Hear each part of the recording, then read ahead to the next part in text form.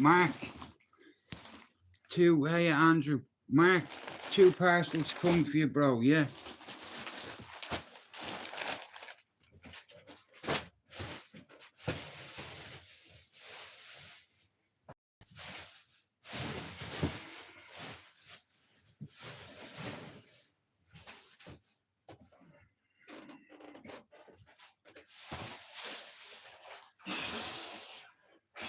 Look, look.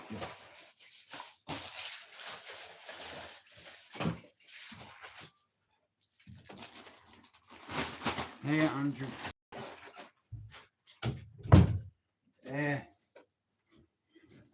Mark, your parcel come, bro, if you're watching. But yeah, so Andrew, I'll be honest with you. I've never wrote a book in my life. I've read a lot. And even the fact that I'm gonna try take it on is like cause it's a masterpiece. It's my life work in a way. You know.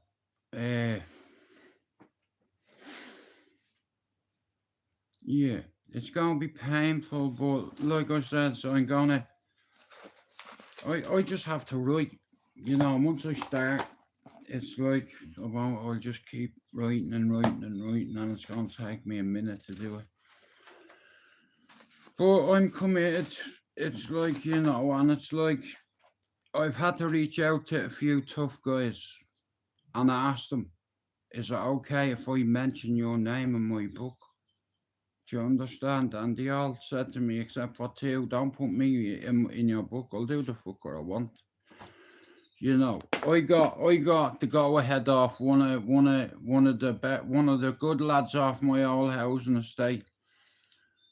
And well respected tough guys on this housing estate. Their families are respected. And a lot of these guys can speak for me, you know, and I was the first one to get tortured in the famous cherry orchard. But Andrew, I never told on me torturers. You know why? Because my family would have killed them. And I did that. You know, it wasn't their fault. They're just doing a job. And the way certain jobs work, you're responsible. And if you mess up, it's on you. Shout out to Lena. I hope you're getting well. Like I said, it's like, guys, see me. I put everybody else's fucking problems and feelings ahead of my own, and it's made me ill. You know, but I got to see me little boy this morning. I went up to see him. You know, yeah. And bro, it's gonna be fucking hard, but I tell you what, bro, I've got some story to tell. And I think this chapter has to be the matchstick, bro. And I'm going from what I seen that morning. Still, I'm 51 now, Andrew, yeah? It happened when I was 4, nearly 5, bro. And you know what? Anytime I hear an ambulance or a fire brigade or police, I'm triggered from trauma that hated me, dragged me into deep water to the point where I can't fucking breathe anymore. Well, COPD is probably one of the main reasons why I can't fucking breathe good, is like, because that's my choice, but I'm concerned enough to write this book. I need to do it now, because I might never get wrote otherwise, but I don't know which one to do first, STRAIGHTOUTTABALLYER, or Embers of Redemption, or Inferno's Legacy. In all fairness, and the first chapter in each one of them is the matchstick. And I'm gonna write what I seen that morning after the fact. I lit a match and crawled out from under a bed, and my hair was on fire. You know, I had a t-shirt on and pajama bottoms. They caught fire. By the time I opened the door, it's like everything was on fire, and I wasn't even concerned about me being on fire. It's what I was looking. You know, I could see me brother, me little sister, her crib going up in flames, bro, and I heard her screaming.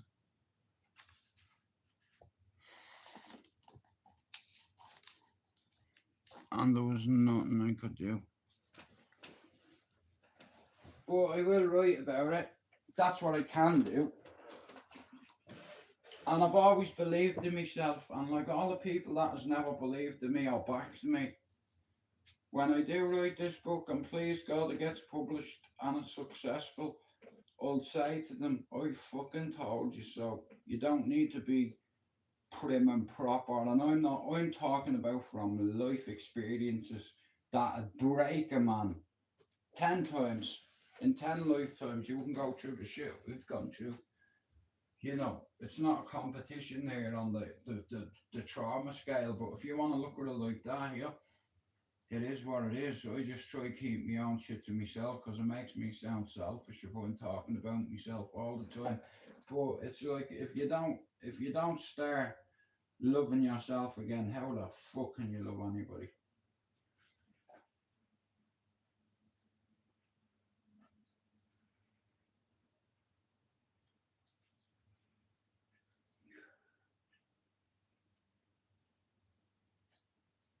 You know, it destroyed me, man. You know,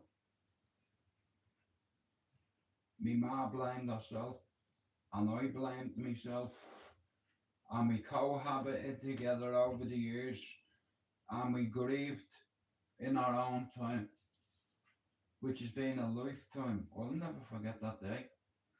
You know, it doesn't go away.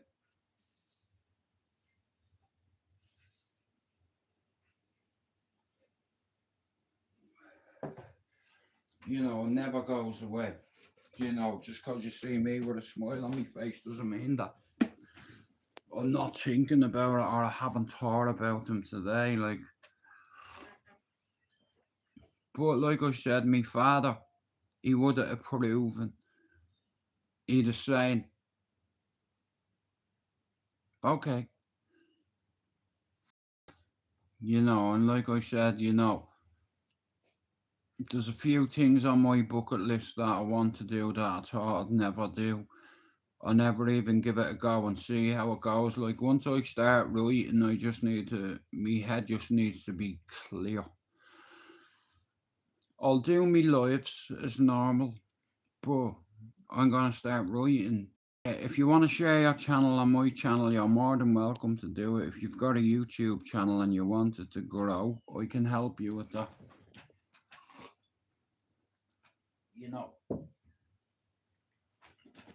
it's like the way I see it is, I'm a respectful man, and in order to write this story, I needed a couple of people's not permission, but I felt like I had to reach out to them and say, listen, we both grew up together, and it's like we always said that we'd stay in touch, and a lot of them didn't stick to that.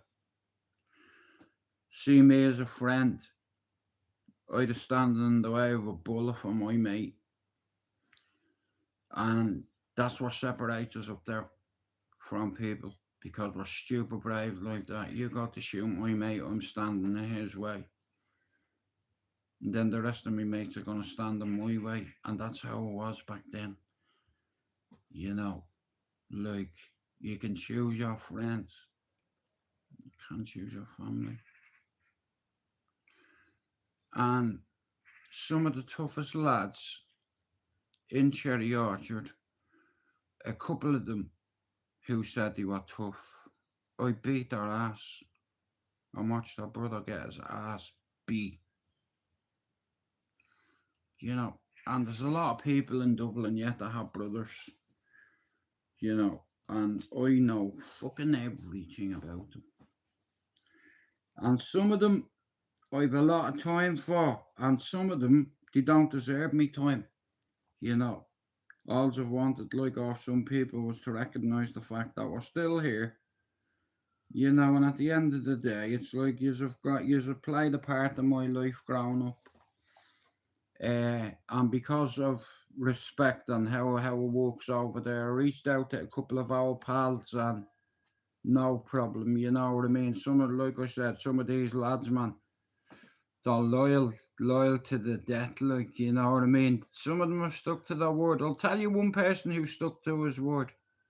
Harpo O'Driscoll. He stuck to his word. He still keeps in touch with me. The odd time Jimmy Kershaw will share me content on his page. You know, and I used to look up to lads like Jimmy and Jen Dunn and Sam McGuire and fucking Theo Dutton and Kenna McCarthy and fucking Derek McLaughlin, Derek O'Driscoll. You know, loads of the lads up there. You know, Shaggy Ennis. I tell you one thing.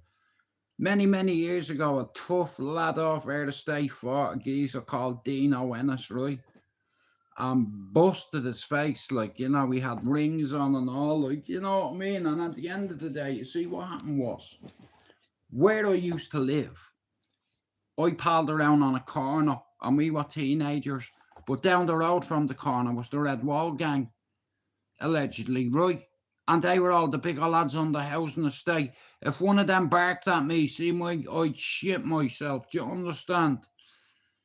I was never supposed to become or try to be one of the lads, but that's how it played out, and I knew me role, like, and everybody had a fucking role to play, you know, and it's like, I like role play, you know, but here's the mentality of it, right? There's a lot of good lads that I grew up with that aren't here anymore, you know, when we had, like I said, right, I'll give you an example, right, and this is on my son's life, right? Hello, Mr. BDL. So, like a lot of you guys, right?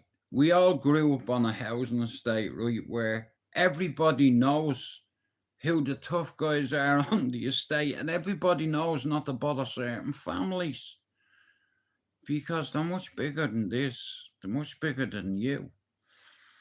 You know, and where I grew up in Dublin, this area had a reputation just for being tough. You know, and if you look at the way it was with me when I was growing up, a lot of my friends, their bigger brothers, palled around at this wall, which the media called the Red Wall. We called it the Red Wall. Everyone called it the Red Wall, but the media started saying the Red Wall gang. Now, I'm not going to lie. We were a gang, and there was about 120 of us, a gang of mates. Yeah, that's the only gang I've ever been in. I've been in a gang of mates that all loved each other, you know, to the point where, listen to me, yeah, you're my bro, you're my brother, you understand? And it's like we don't tell on each other. You know, if you want to be a fucking gangster and you get caught slipping here, don't start crying for your mammy, because you did this by yourself. You understand? And back then, it's like I had an opportunity and it's like I took it with both hands. But here's the thing, if you get on that board and you foul the ball, someone's knocking at your door and you're gonna have a big fall, like Humpty Dumpty. uh, but like I said, growing up in Cherry Orchard, all them lads at the Red Wall gang, we were all terrified of. You know, and they kept us in line. You know, and like I said, I grew up with fucking some of the toughest lads up there. You know, and because of that, I think, like, personally, it's like the group of lads that I grew up with, there were so many of us, and a lot of good lads, you know, that have good mas and dads. A lot of my friends, their daddies worked. Do you understand? It's like, and I grew up in a household where I watched my father go to work to provide for his family, you know, because he wasn't a. See my dad? I never seen my dad. The only time I ever seen my dad at the police station was when he come to collect me. You know, that didn't end well for me, fuck's sake, but a few times, you know, and I'm not joking you, I upset him. Because he said, I go out and work for you, and you're out and you're a little bowsy, you know, you're a little fucking criminal. And see them over there? Music is your salvation, not them pricks over there. They're going to fuck you up or fuck you over, and you're either going to end up in jail or in the fucking ground. You understand? And that's a fucking achievement. You know, you can do any job in the world you choose.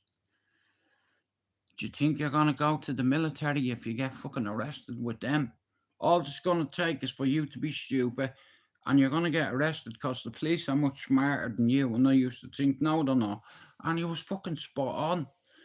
You know, like my dad despised some of my mates, but you see, my mom loved them all. You know, because they all sat on my wall.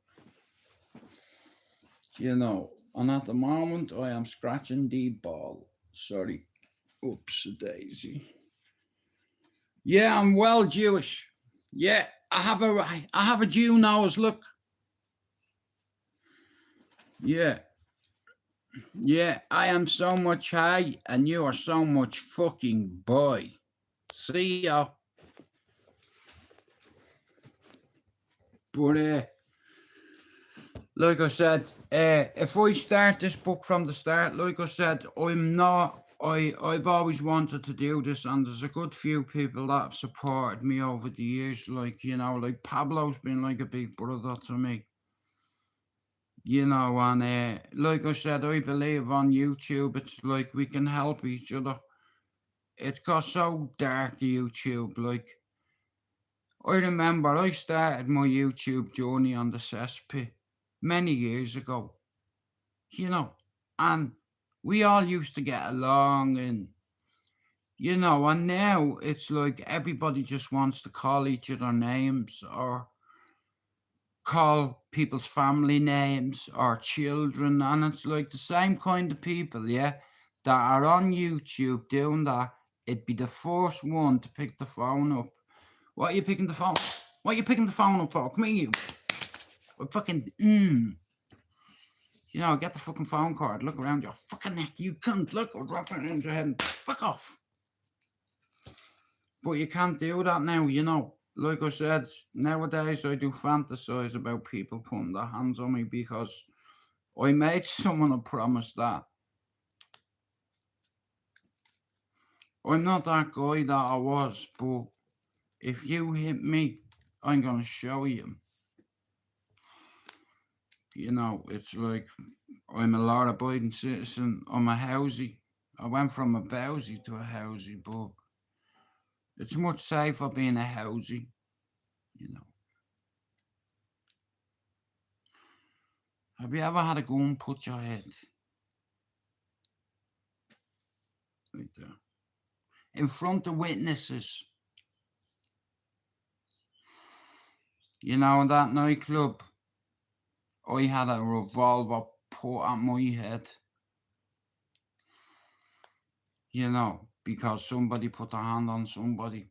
You know what I mean? I could have ended up dead. You know, moment of madness. Someone after finds out that your nephew is just being manhandled in a nightclub full of Ballier scumbags, what you'd say. You know, that evening, it's like 3 women come in that nightclub that weren't searched, and weapons were pointed at people in that nightclub, and I don't know what it is. I've always been around the shit. When the shit hits the fan, see me, I always had to be near the fan. Sucked into it. You're like, you know, like a big vagina. Fucked. Deep, wet. Can't get out. You keep slipping. You know, and tipping like a wheelbarrow, flipping. But to William Butler Yeats, you see, now see me. I prepared myself for this fucking project. It's like, and now I think I'm gonna have the time to do it, because at the end of the day, I've made over 20,000 videos on YouTube. I've covered all bases, just in case one day I'm not here. Me kids have loads of material to watch, loads of content. On YouTube, I've made 20,000 videos. on separate platforms, separate channels, altogether easy. This one, I said I'll get 5,000 subs and 5,000 videos. I've got 4,900. Wait, no, sorry. I've got 4,045 subs or something like that. So I'm 955 away. Choose my name, and I am not a gay. We're here to take part, not to play. I did have to just sit here and say, yeah, motherfucker, Jakarta's like a dragon, I will slide. Jakarta's. I started watching this thing called Three Body Problem. The makers of Game of Thrones have made it, and a few of the people out of Game of Thrones are in it. So I've been watching it, but like I said, this weekend is when I start. You know, it's like, shout out to Tom's ma for getting me writing material and for me breakfast this morning. Yeah.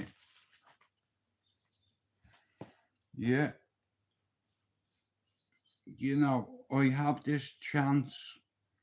I don't know whether my book's going to be published. I don't know whether it's going to be a success. But what I do know is, it's like, this is probably my biggest test. You know, I'm going into this without a bulletproof vest. You know, heads all over the place, super stressed. But one thing I do know for sure, I'm a big fan of God. I'm a big fan of God. And I feel blessed. You know, it's like, I can write a story about a lot of lads who just wanted to go out and dance with their mates, you know, and some of us went out dancing and we never come home. You know, and I'll write about a lad who, I remember one night, while I was having a piss, he was getting stabbed to death, and for years he used to come to me too. You know, he was a good looking lad, Keith. All the ladies loved him. He was hot sauce, he was. You know, and the ladies loved him, and he knew it, with his lovely spiky hair and shit. But I tell you one thing, mate, when I come out and seen him, it wasn't gel that was in his fucking hair, mate. Like, this guy was bleeding from his chest, you know, he ended up dying, and yeah, I never got over that for a minute. It's like, and then the funeral, and then his mad and all, like, you know, like, there's some fucking things that's happened in my life where you'd be like, fucking hell, bro, I bet that was difficult. Like, I remember the night Keith Collins was stabbed, I was there. Do you understand? I was there too late. You know, and I was hard on myself over that for a long time, you know. It's like, because it's like, trade him assaulted him, you know. And he was at the having some vodka. How are you, Lena? How are you feeling? Lena, I'm starting to write this book on Sunday, you know. So I reached out to a couple of old friends off the housing estate that we both know. And they told me, Jude, Lena, would you buy me book? Because I want to say this and get this on my chest. Listen to this, yeah? If you can't go back to your manor, there's a reason, right? See me? I'm welcome in Cherry Orchard time. You know why? Because I never told on anybody. You know. And that's why people still have the respect for me, because if you knew the situations, but I put myself in them situations, you know, and I've learned from it, you understand? And it's like I've grown from it, like a butterfly, you know. And it's like, yeah, it's been fucking difficult, but look, there's a lot of people out there that have had way worse lives than me. There's a lot of people out there that lose their parents at a young age. There's a lot of people that go through much worse shit than I've been through. You know, I'm just a survivor, that's it. Trying to survive. You know, and it's like, one day, like I said, I'm gonna start writing on Sunday.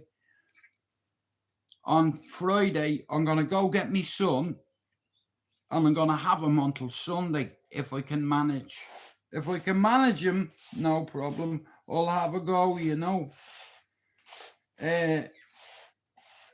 Yeah, it's like, and then Sunday, when he goes back, I'm gonna come back here and I'm gonna write this book, you know, because at the end of the day, it's like there's not many people can write this one. This one's mine, you know. I always said I'd never, Lena, I said to you, right, I wouldn't charge people memberships on my channel, you know why? Because I knew one day here, I'll ask him.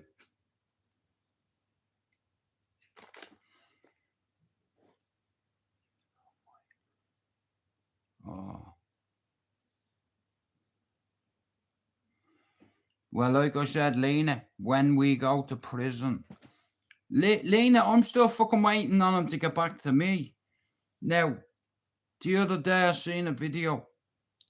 Lee Marvin Hitchman was in town, and a kid come over while he was with Billy Moore and kicked the fucking phone out of his hand. My friend was there, and how mad is this? Alan Ryan. I was only talking about it yesterday. He calls me Pad, is all I'm going to say, right? Short for Paddy, whatever. Short for Pads. Pads, whatever, right? Pads, that's what I'm called. That's what he calls me, right? So I said, bro, I seen your video. I said, I seen my man kicking the camera out of his hand. You know, if I'd have been there, Lena, listen, bro, what's your problem? Do you understand? You wouldn't see it coming through the middle. I just go bang, and I don't miss. And I take 2 steps back just so I have enough space. Do you understand? So I can see. My mate walked through Piccadilly eating a fucking sandwich, and somebody from Latvia said to him, you shouldn't be walking through these gardens eating fucking sandwiches. We're hungry. I'm thinking, here. You know what he said to me? Here. This is fucking England, mate, not Latvia. It's Manchester. If I want to walk around naked eating a fucking McChicken sandwich, I'll do it. You know, fucking, you understand? The geezer's born and raised here. You have people from all countries around the world coming to England thinking it's like a big fat fanny. I'm sorry for being rude, but it is. It's like a big vagina and it's getting fucked. But look, what it is, I have to be careful because I can't even say certain things now. I get reported. Yeah, well, I tell you one thing, Lena, listen to me. I'm not a fucking tough guy or anything like that, but I am respectful and I live by a certain fucking code. You know, I respect Billy. I like Billy. You know, I read his book. I know a bit about his story. And I love Lee. And if I'd been in that company, I'm not the kind of person that are letting him just walk and do that. Do you understand? I'd tell dickhead swing at me, go on. And I'd let him hit me. Because if you hit me, loads of people have it on camera. I'm going to defend myself. You know. Listen, Your Honour, I'm walking through and this fella fucking swings at me. Do you understand? I do have me son the weekend and I don't want to upset him. You know, if he sees marks on my face, I don't want my children and my grandkids coming up see me with marks on my face. Not fucking today, mate. No. I will not hesitate to fucking render you unconscious, mate. You know why? Because I've been doing it all my fucking life. Past 14, 15. I remember going to Stephen's Green once with Murray or Mark, if you're still here, right? And a fella, right, so these group of people were fighting. They called themselves the Baldies. I'm not joking you. And a fella from Bluebell Flats called Mitch Whelan was the leader. I'll take Max all over for women and kids. Well, Lena, it's like the way I see it is, some people are a significant risk to women and children. And shout out to you, because you share a shitload of awareness every day. You know, and like I said, like you're a good person, Lena. You know, you're a bit fucking nuts. But who the fuck am I to call nuts? Do you understand? But Lena, like I said, Lee's wrote a book, so he's gonna hey Fred, he's gonna learn me a couple of things. Like, you know, my dad would have been so fucking proud. You know, never mind what I've already achieved in my life, you know, and I've helped others achieve around me. You know, build it and they will come. Jude McDonald's and I'm done. Good a meal of maha good in you come on here. We're here to take part, not to run. Do you understand? And this for me is not fun. But I have a fucking book to write. And that book will be done. You know, it's like me dad would have been proud of me. You know, it's like a few of the lads up in Ballier are proud of me. They're like, you know what, Jude? You've always you've always been yourself, you know. And it's like I have a lot of support at home, you know. I have an Irish audience that watches me. I grew this channel to connect with about 20 lads back from where I used to live. And what I didn't realise was that 20 lads ended up turning into 2.5 million and 20. Do you understand? So I've hit over 2.5 million on this channel. I've made nearly 6,000 videos. There's no one in their circle that has made that amount of videos. Nobody. You know, and it is what it is. Like I said, I'm thinking of me family, me kids. It's like even if only 3 fucking copies are sold, I feel like my soul. This story has to be told. You know, it's like there's some fucking funny parts and there's some sad parts, but buckle up, we're here for the ride. One last ride. You know, and I've reached out to a few real tough guys. Oh, hey, Ralph. I've reached out to a few tough guys in Ballyferma, and I've said, oh, tough guys, how are you? Do you remember me? What's up, Jude? Bro, listen, I was thinking of writing this book, and I'm thinking of putting you and your brother in it. Would you have a problem with that? He said, Jude, if you want to write a book and put me or whoever you want in Cherry Orchard, you fucking do it, bro, and I'll buy a copy. You know, I'm doing it. I'm not like all the lads up in Ballier be proud of me, you know, because it's like where I'm from, the media and people give us a bad reputation. Adam Young. Who's that? But like I said, I've accomplished a lot of stuff in my life. And I'm a firm believer that education is the way forward. What breaks me heart is it's like you have cities all around the UK, okay, and you get people who are just not good people to be around. Now, I believe everyone changes. Everyone can change, okay? If you want to fucking change, you have to get away from your mates because you're a product of your environment and I'm the living embodiment of it. Just because you're from a rough housing estate doesn't mean you're stuck there. You know, if you choose to stay there and drink wine every night and fucking sit at a corner watching stolen cars going up and down, and it's a big world out there and you only get one life, and I had to live. You know, it broke me heart. You know, me mate, he done a Judas Iscariot on me. I'm on a railway line. I want you to picture this. I'm on a railway line after having the life bet out on me, allegedly, in the back of a van. I'm dragged down a railway embankment. I was on the side of a railway line like that, and I could see me mate walking towards me. And I was like, hang on a minute, why is he walking in that direction? There's only one thing he'd be going for in that direction that we both buried together, allegedly. And then he fucking handed it to somebody to shoot me with it.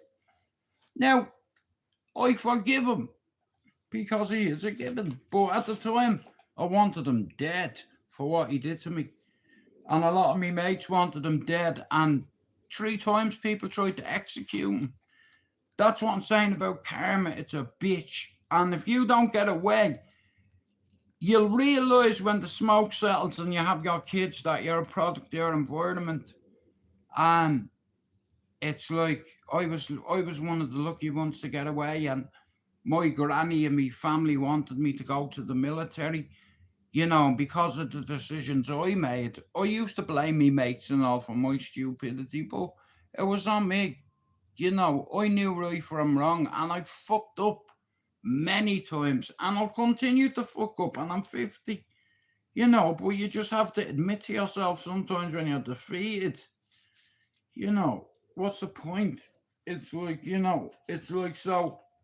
I've already reached out to a couple of people, and they're all for it. Jude, if you want to put me in your book, bro, so be it. I couldn't give a fuck, Don't worry about it. So, and like a lot of these people I respect that much where I didn't have to ask, but I wanted to ask. So I reached out to a lad last week, and I had a message back on him. Jude, you write this book and put whoever you want up there. You've always been loyal to the core. All your family were born and raised in Ballyfermot. A lot of my mates at home speak to a lot of my uncles, and I have a family that are businessmen. Good men. Men that have served their country as well. Kind of. But like I said, I know me father, me uncle, me brother, me sister, me mum, me dad, me granny. They'd be all proud of me, because of the steps that I've taken in my life to get the fuck away from craziness. And it's like it could have fucking tipped me over, but you learn how strong you are over time. You're very resilient, human beings. We're like that, aren't we? Fred, are you back to John? Lena's a Rangers fan, Fred. You know what I mean? Loyal to the core, but she's my pal. And she's a good friend of this channel.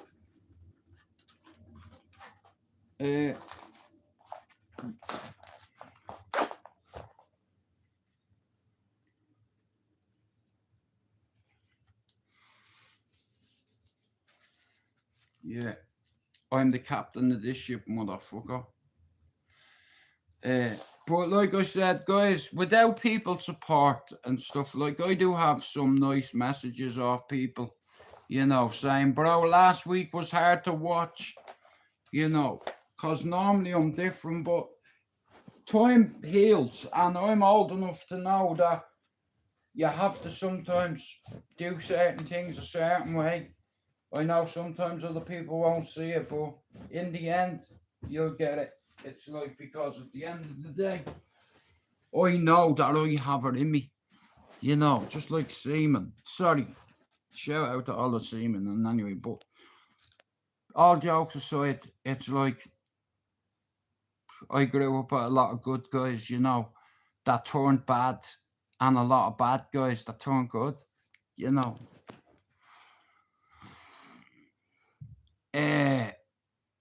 Nah, look, me dad would have been proud of me, because I've gone back to music, I've gone back to basics. I did it a few years ago, it's like, and he wasn't wrong.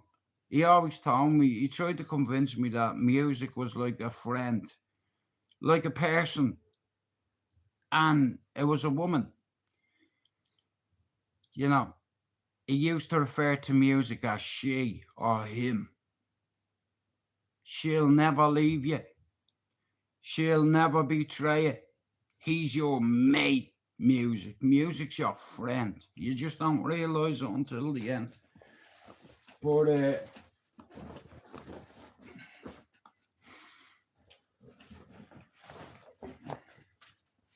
like I said, I have a lot of support. I have a good family that believe in me. And at the end of the day, my little brothers can be my voice.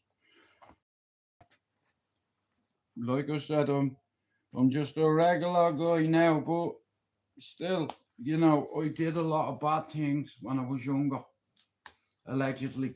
And I'll write about it, bare me soul, full disclosure, just like a fucking arsehole. exposed, yeah, and compost. Yeah, with a big fucking Irish nose. And down the diggy we have a big hose.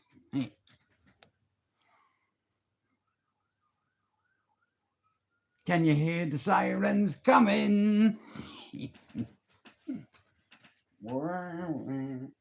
It's my, that shit used to terrify me. And now I laugh at it, I do.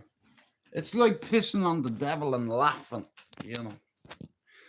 That's exactly what it's like. It's like pissing at old Nick and saying, fuck you on your face. You know. But like I said, I'm getting a bit of strength, not much. Like seeing Thomas this morning, I went up to see my lad this morning, you know. Thanks for coming in, Fred. €10 back for €5. Well, Lena, someone said to me that I have characteristics. Somebody told me I was funny, and I'm like, what do you mean I'm fucking funny? Do a Tommy out Goodfellas. What, do I amuse you? Are you trying to make me look fucking stupid in front of my pals? You know, Mark calls me Tommy. In fact, the whole fucking estate does. But look, like I said, granddads, it's like, what? I don't like to see older men fighting. Unless it's organised, you know. But you can't beat a good old fucking street fight. You know, no weapons, no fucking threats, just two people there to throw hands, and then after a shake fucking hands, you know. And the nicest way to get a man's respect is to punch him in the face more times than he can imagine and ping him. You know, that's the best way to embarrass somebody. Do it in front of other people so other people know. I've just seen him eat you. He's just left you on the deck. Yeah, but like I said, once you start hitting 50, you start thinking different. You know, it's like, if you go around telling the world how tough you are and fucking saying you're the hardest man on YouTube and you're from Smithick and you're well hard and you can have 50 man at yard, according to Danny G, that's what he said. Man can have 50 man at man's yard in 2 minutes. I'm like, what are you fucking lying for, mate? No, you can't. But like I said, if he was as tough as he thought he was, he'd fight people. Like, you don't go around telling people you're a Viking. You know what I mean? Talking about Valhalla, like, in a joking way, yeah. But look, I've watched a few people this week. I've been watching Ricky Colleen's videos, and I'm thinking, bro, what's going on? You know, like, Lena, I don't know whether you know Ricky, right? But I used to watch his podcast about prison, and he was sober as fuck. You know, it's like, but Danny G, listen, whether you like him or not, the guy is entertaining, you know, but he's got deviant eyes, and I don't miss a trick. You know, like, his missus is his personal caddy. Well, sorry. It's like, listen, if you go around telling everybody how tough you are, right, and you're a Viking and shit like that, right, well then why don't you fight somebody? You know, he said he's not fighting unless he gets 50 grand paid into his account. He's fucking stupid tick, isn't he?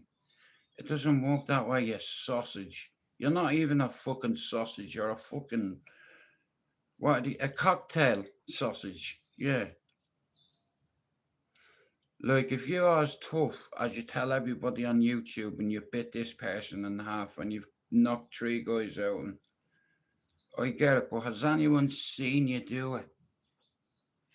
Have you got witnesses to say, here, the fella's not lying, I fucking seen it? No. I have a few friends that are from Birmingham that told me he's a proper whopper, you know.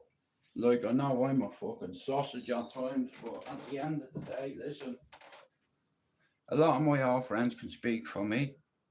Do you understand? I don't need anyone to speak for me. All the people around here will tell you, my brothers will tell you. You know, I'm not a tough guy or a hard man or a fighting man. I don't need to be. I'll split your fucking wig, mate, because I'm good at it. You understand? I have a good boxing brain. I like the sport. You know, our Mark used to do Thai boxing for about 7, 8 years. He was training around champions, world champions like Ronnie Green. And then his boss was a grandmaster in Muay Thai. Master Woody and Master Crin and Master Skip, all in Manchester. And he grew the International Muay Thai Federation of Manchester. Two brothers, they come to this country years ago with nothing. And he went into kitchens and he fucking washed pots for 12 hours a day, sometimes 14.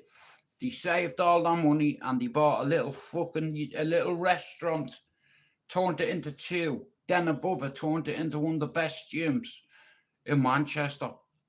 Thai boxing gyms, one of the best. And our Mark was in that gym for fucking years, training alongside world champions. You can't beat that experience, do you understand? Hey, Marco. Ciao, Bella. Grazie for coming in. Nah, listen, boxing is a gentleman's sport, and it's like there's respect between men, okay? And it's like, listen, if you can have a go, and you come from a place where everybody is game and everyone can have a go, and the things that never goes away is by people seeing you do things. Action speaks louder than words. You see, I've spoke to a few people in Birmingham that have told me, bro, see him. I've never seen him hit anybody before. You know, like, why would you go around telling everyone you're a Viking and you're worth 50 grand and all this nonsense? Misfits boxing, listen, you need to be proven first. The only thing you can hit is a golf ball, and bro, you don't hit it very straight, so you're the worst golfer on YouTube. You know, you're a golfer. I seen you looking at Demi Rolfer. That's Harris. Yeah, I seen you way you looked at that girl. You know, you've got deviant eyes. You know. Like the guy, I'll give it to him, he is entertaining, but I'd like to see him fight somebody, and I'd like to see them just level him.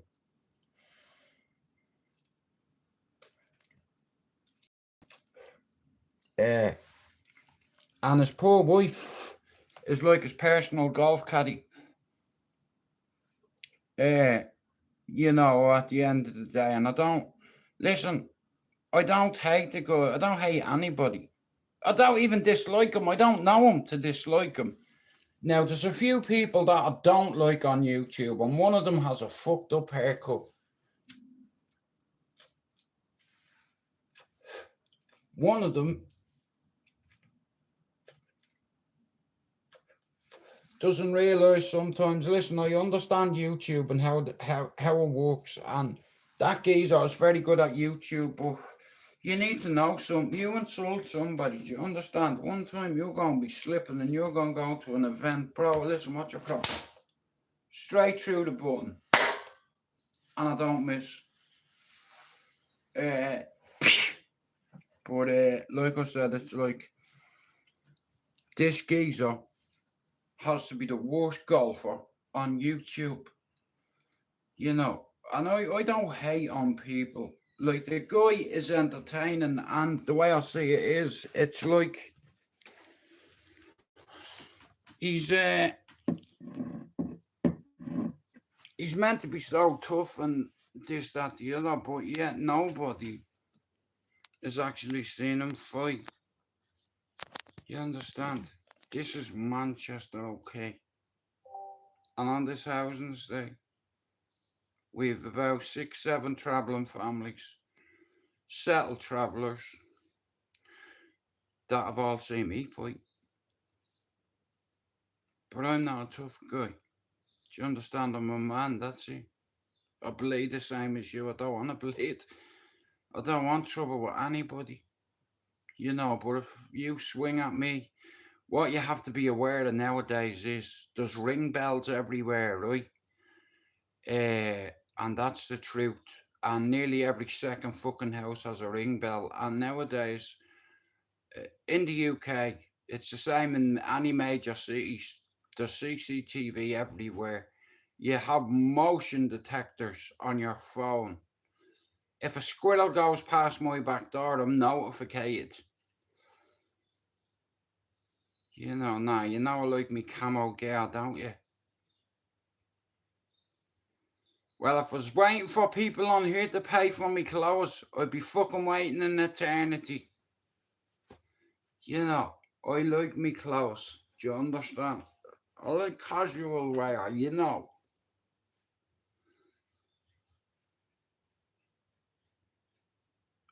I see me little boy this morning. My son is like kryptonite to me. Good morning, little man. Marco, I was watching something last night called Three Body Problem. And the makers of Game of Thrones have done it. And there's a couple of people in Game of Thrones that's inside this. Yeah, listen, I've nothing but respect for the Italians. They have honour and code like the Irish La Costa Nostra. Our thing. That's what it translates to. And in Ireland, we have our thing as well. You see, Ireland were known to be loyal to the core. And for many years, England has been our enemy. And in the last 18 months, I've never seen two countries coming together like this.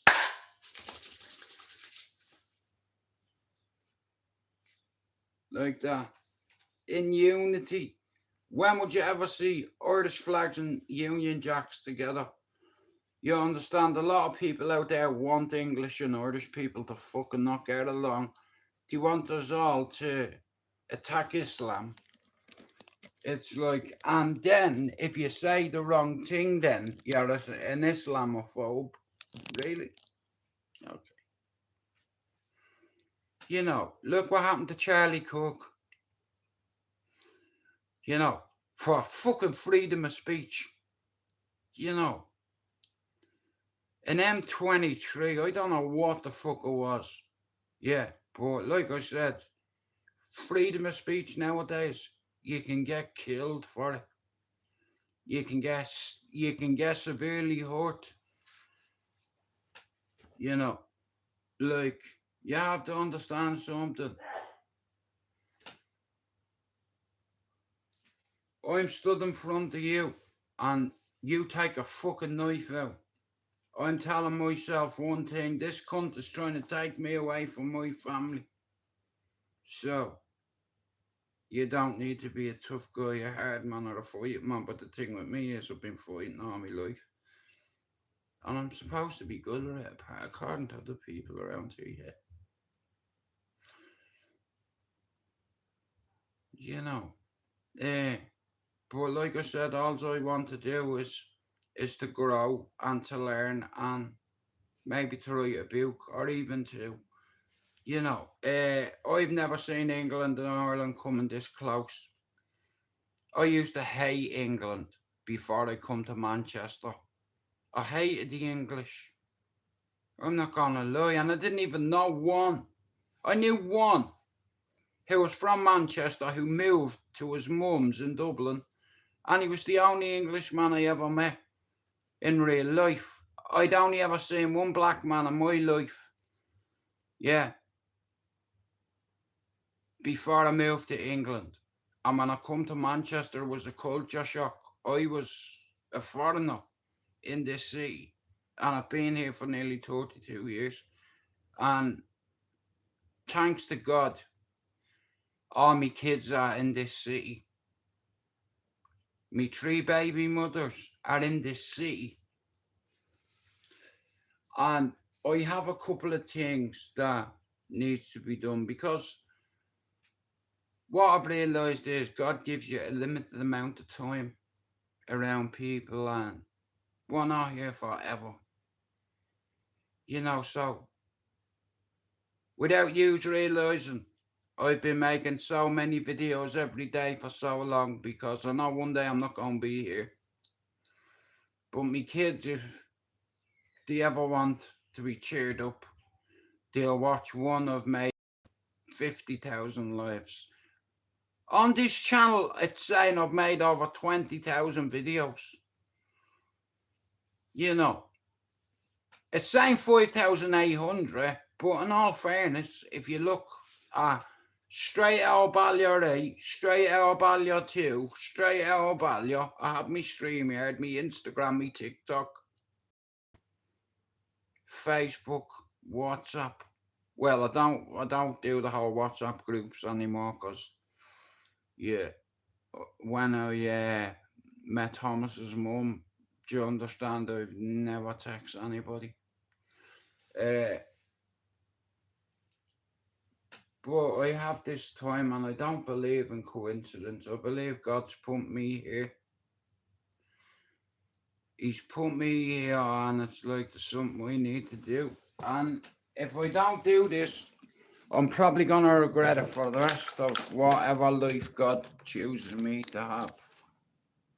Now, if you have not bought this book, Born in Prison by Lee Marvin Hitchman, guys, you see this geezer here, he's a real G, right? You know, he's a proper G, you know, and he's loved in this city.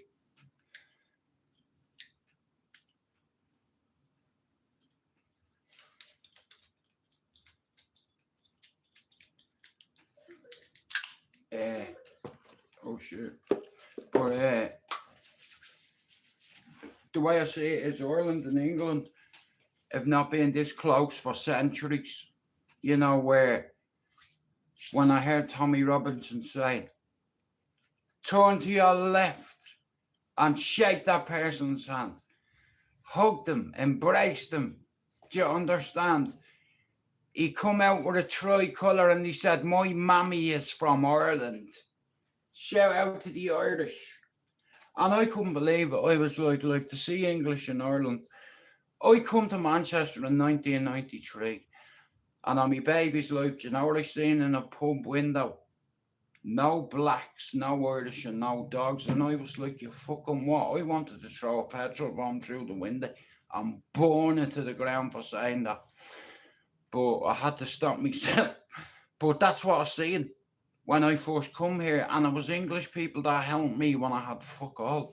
It was a black lady that helped me when I had nothing, you know, and it could have gone so wrong for me, because I had a round with our son, and if I'd have hit him, what I didn't realise, he was a fucking someone, and I'd have having to move out of there, you know. But lucky enough, it's like the mum fucking kind of, you know, she said, what happened? I told her. She said, that's my son, bro. You know, I can't let you hit my son, right?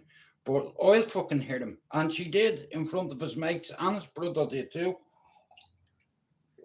You know, because they love the Irish, the Jamaicans, you know, and in all fairness, that could have gone tits up for me. They could have making it difficult for me to the point where I'd have to move. And I'll be honest with you, yeah, I'm not a fucking tough guy. I'd have moving, because I learned so much about this family in fucking 48 hours, mate. Honestly, I didn't want a problem with this, people. So I said, I'm sorry, and he apologised. The mother and the brother made us shake hands, and that was it. It was squashed. And after that, they never bothered me, you know what I mean? Like, sit on the wall, and they'd go, and they wouldn't fucking play their music or what have you, you know. It's like, and they used to say, like, yes, you're good, bro, every time. So it's like, it could have ended up so much worse that for me. You know, like they could have fucking whooping my ass, all them that night, but like I think the mother felt she fucking pitied me for some reason. She said, "Listen, I know what it's like to have a baby young and have nothing."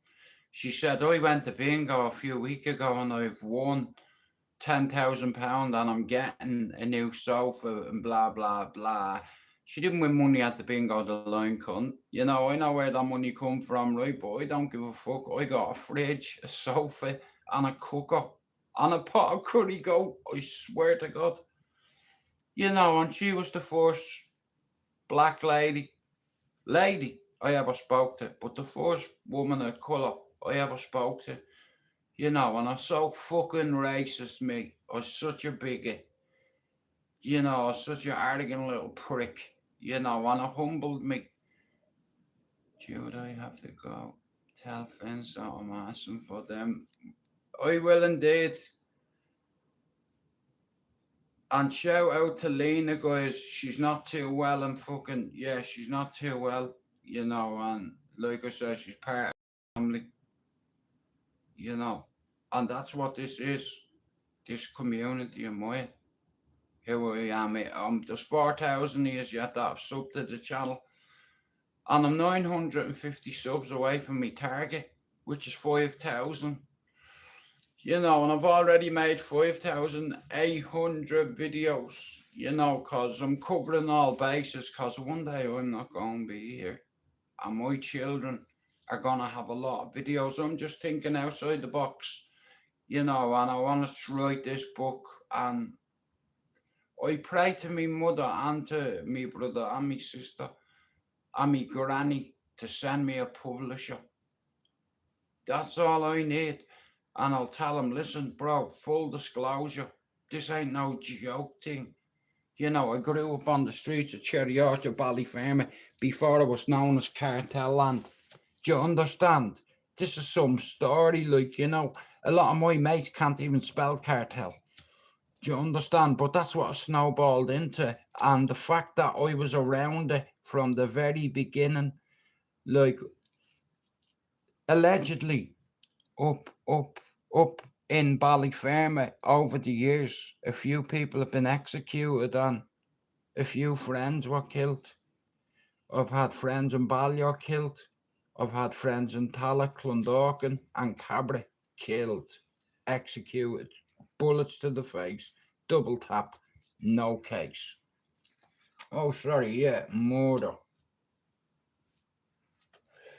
You know, and a lot of the lads that aren't here any day, like aren't here, you know, in the book I will mention them, you know, because the newspaper writes a lot of things about the area I used to live.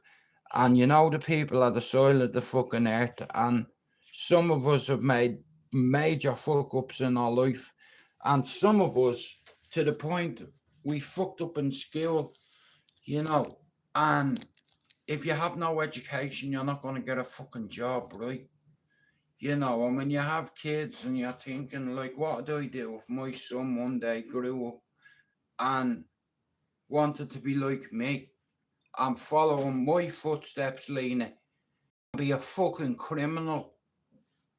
I seen it coming and I made a deal with God. If you get me a Mountjoy with one of my eyes, I'll dedicate my life to you and I'll get me son. My son will be a winner. He won't make the fuck ups that I made. You know, and I took me chances with God and God helped me. He got me out, not just with me life, but with me two eyes. No, that's all I was bothered about. You can shoot me, bro, in the fucking chest and the leg and the arm, and if I die, I'll bleed to death, I do, but I'd sooner have me eyesight because, like I said, over the years with your eyes, you see our kids grow up, you see our nephews, nieces, cousins, you know, and it's like nowadays our kids are slaves to their screen because the amount of screen time that kids put in on a daily basis, like when I was a kid, we didn't have the internet, we didn't have fancy computers or iPhones back then. You know, it's like we just had each other to amuse each other, and it's like there was nothing in place for us at the time, so we made our own fun, you know. being joyriding. You know, Cherry Orchard is notorious for it and was, you know, like, I'm not lying, like, you'd see our mates ripping up the road allegedly, yeah, pulling handbrakers, the police coming up chasing them and just taking the piss out of them, you know, and that was my first start in life, you know, growing up on a block, the ends, the corner, the manor, the housing estate, it doesn't matter, you know, it's like, and a lot of me friends are dead, and there's a lot still alive.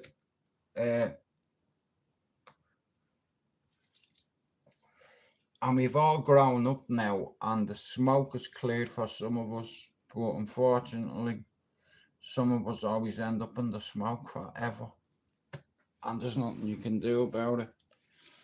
You know, well, there is something you can do about it, but that's on you. You know, I thought by now one of the lads from the housing estate where I'm from would have written a book. I'm really surprised that he haven't, you know, and it's like, I'm not ambitious, I never have been ambitious. It's like, if I had been ambitious, I could have been a champion. Me daddy taught me to be a champion, and I did. Regardless, even if you're a pot washer, you know what I mean, give it your best go, you know. My dad used to tell me, Jude, the only quality you need to go to a fucking job is to show up. Don't be late, you know, and he instilled that in us all, because me and Mark and Alec, me and my brothers, we went on to work, we all worked in kitchens. Do you understand? Mark and Alex worked in kitchens for years. You know, I did it for 7, but in a prep kitchen, not a restaurant, like. But you see, Thai people, they're lovely people, they're very humble, you know, a lot of them are Buddhists, you know, and you don't swear in front of them because it's very disrespectful, and they'll tell you, you know, like, if you swear in front of your coach, and especially if he's a grandmaster in Muay Thai, you're not only wasting his time, you're being so fucking disrespectful you don't even know it.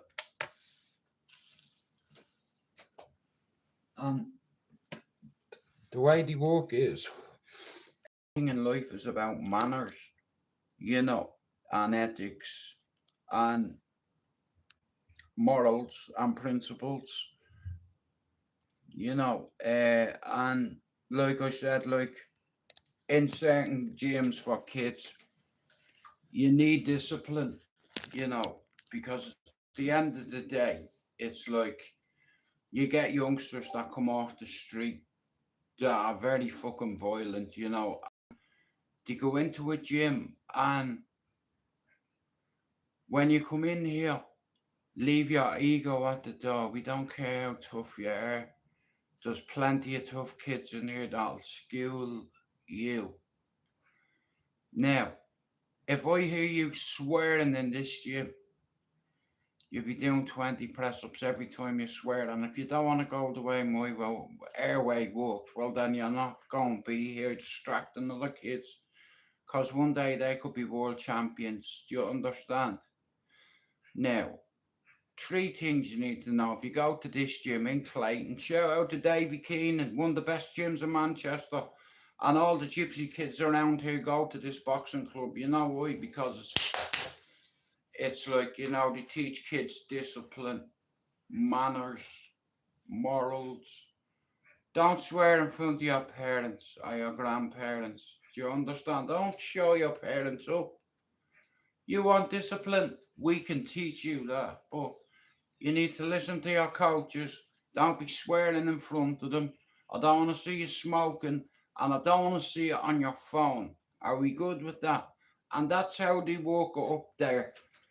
You know, at the end of the day, if you want to be cocky and what have you, listen, there's kids up there that have dreams of representing this country, being Great Britain, representing Ireland, and going to the Olympics and winning a fucking gold medal.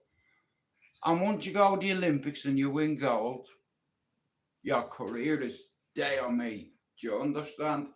But in order to achieve greatness, you cannot rush it.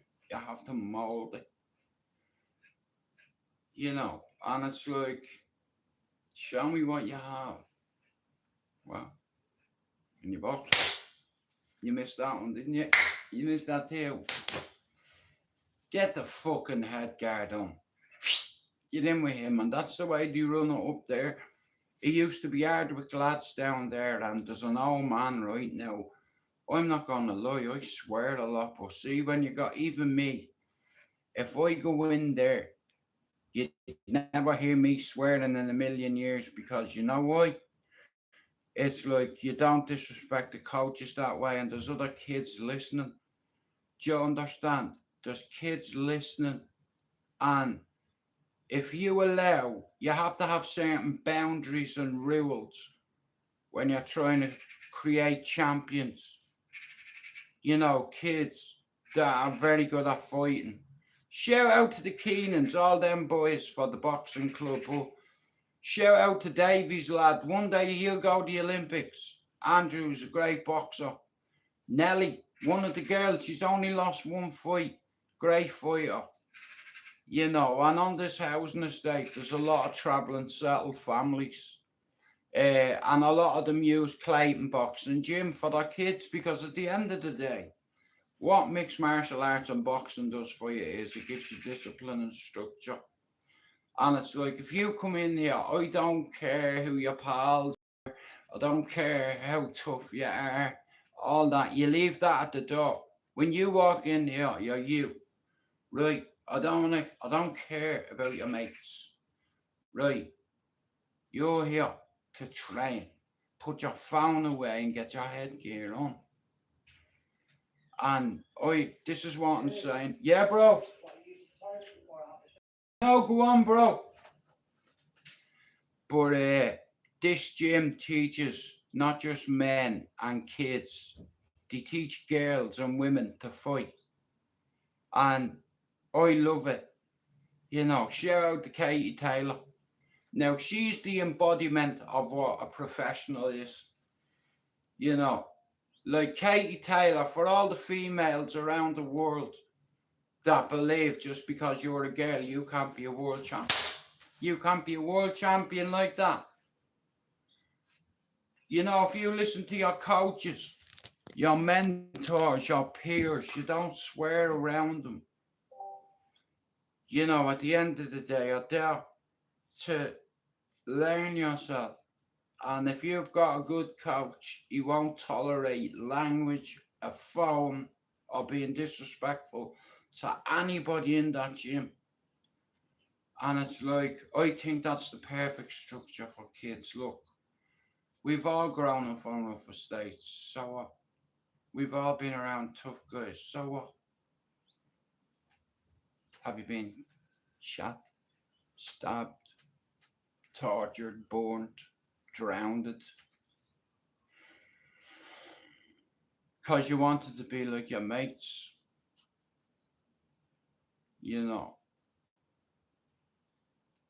And then you have your own kids and you think, you know what?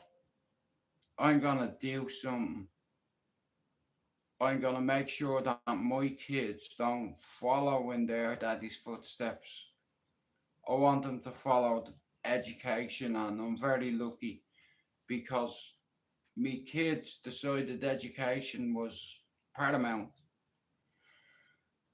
And I always believed in my son. From 18 months old, I made a deal with God in Mountjoy Jail. I swear to God, if I had the Bible right here out there, I'd swear on it, and I'd look you in the eye and I'd say, on the 28th of September, 1993, I got on my hands and knees, and I prayed, and I prayed and prayed and prayed. Please, God, get me out of here. I'm shook like a woman, scared, intimidated.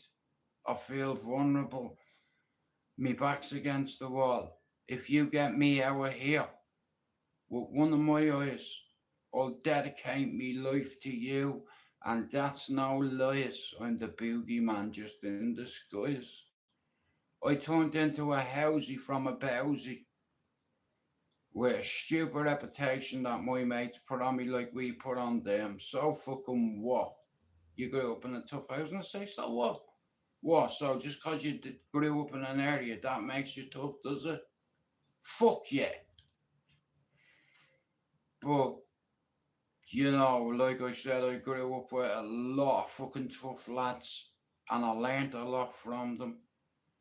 And it's like, what I didn't know back then was we all ran away from education because we wanted to be the class clown, a crash test dummy.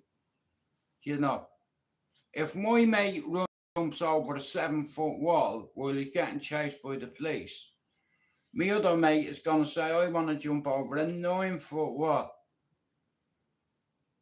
Friday night, you're in the cul-de-sac playing heads and volleys. Next of all, you hear the handbrake go, Arr! The ball goes out the window. It's like we're all around at the corner. And allegedly, some of my friends had an annoying habit, which was fucking stealing cars, allegedly, and trying to outdo each other. You got an XR2 or whatever, you got a fucking Honda Civic, whatever, you got the... You used to try outdo each other. Stupidity at its fullest. You know, it's like, and we all broke the rules, allegedly. But you know what upsets me?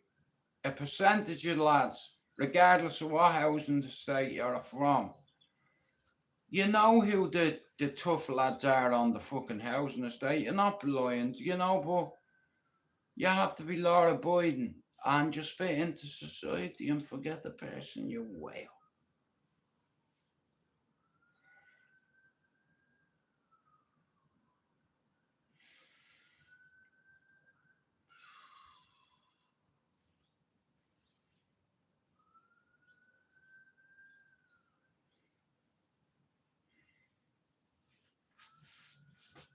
I like the sound of sirens. They're calming now. How mad is that? They destroyed me, and now I listen to them and I wouldn't say I laugh, but you know, the one thing that ended me was this. And I overcome it in the end. I found a way. It's like sometimes, like I said, in life, things happen. And we have to just try make ourselves better if that's possible. And I've set myself a few targets, no pressure, writing a book of this magnitude. Do you understand? Like the caliber of people that I'm going to put in this. According to the Sunday World, and anyway, Dave give most of my mates a nickname. If you ask anybody in Dublin, a lot of the people on the housing estate have a fucking nickname. It's the same anywhere. Everybody knows you not by your name, by your nickname. And 8 out of 10 of my friends had a fucking nickname. You know, that's how we know each other over the years. You get a nickname, but what happens is it's like, I'm 1 in 10. I got away and I realised in the end that I was wrong about a lot of things and I made a lot of bad choices and I blame my fuck ups on everybody else and, you know, didn't confront myself or check myself, you know.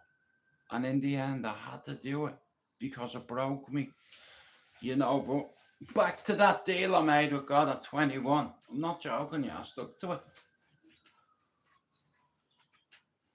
You know, it's like I have me freedom. I'm not locked up. I don't have no restrictions on me or sanctions or degree or status. anymore. I've just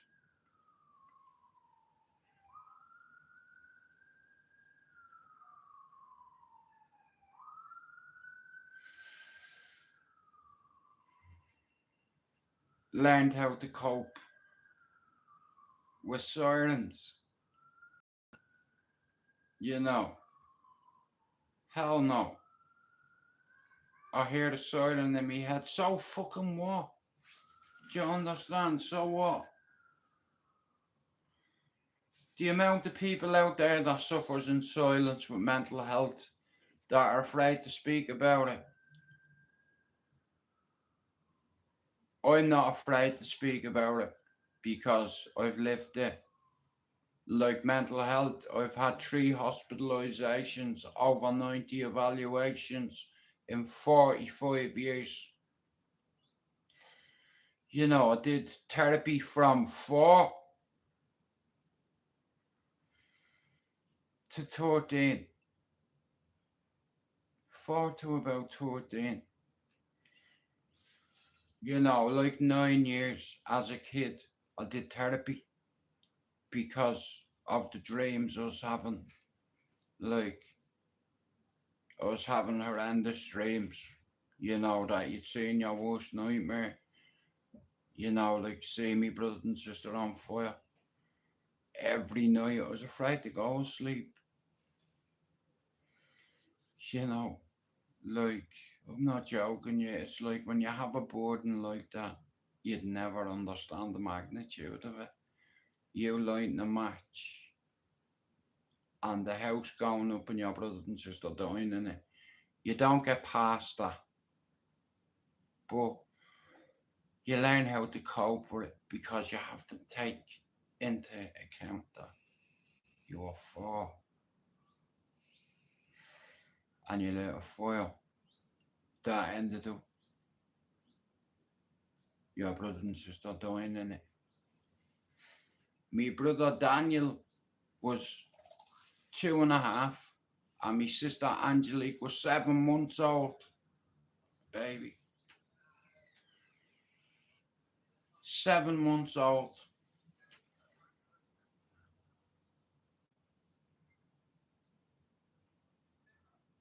I remember seeing my ma try to run down the balcony and telling the world that our babies are in there trying to get in.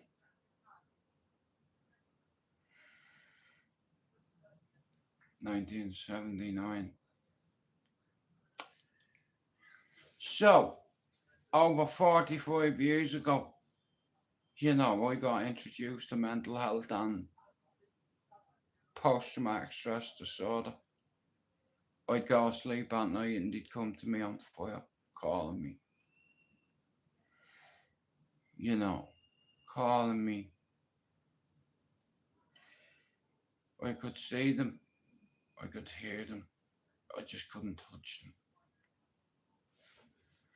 You know, it bothered me for many years and I chose to take drugs to try forget about it, but you're still gonna wake up the next day thinking the same shit, and what you don't realise is when you're a kid and something as traumatic as a house fire where you're a survivor, you know, and other people perished in it, like my brother was 2.5, my sister was 7 months old, and every photograph we had of that little baby,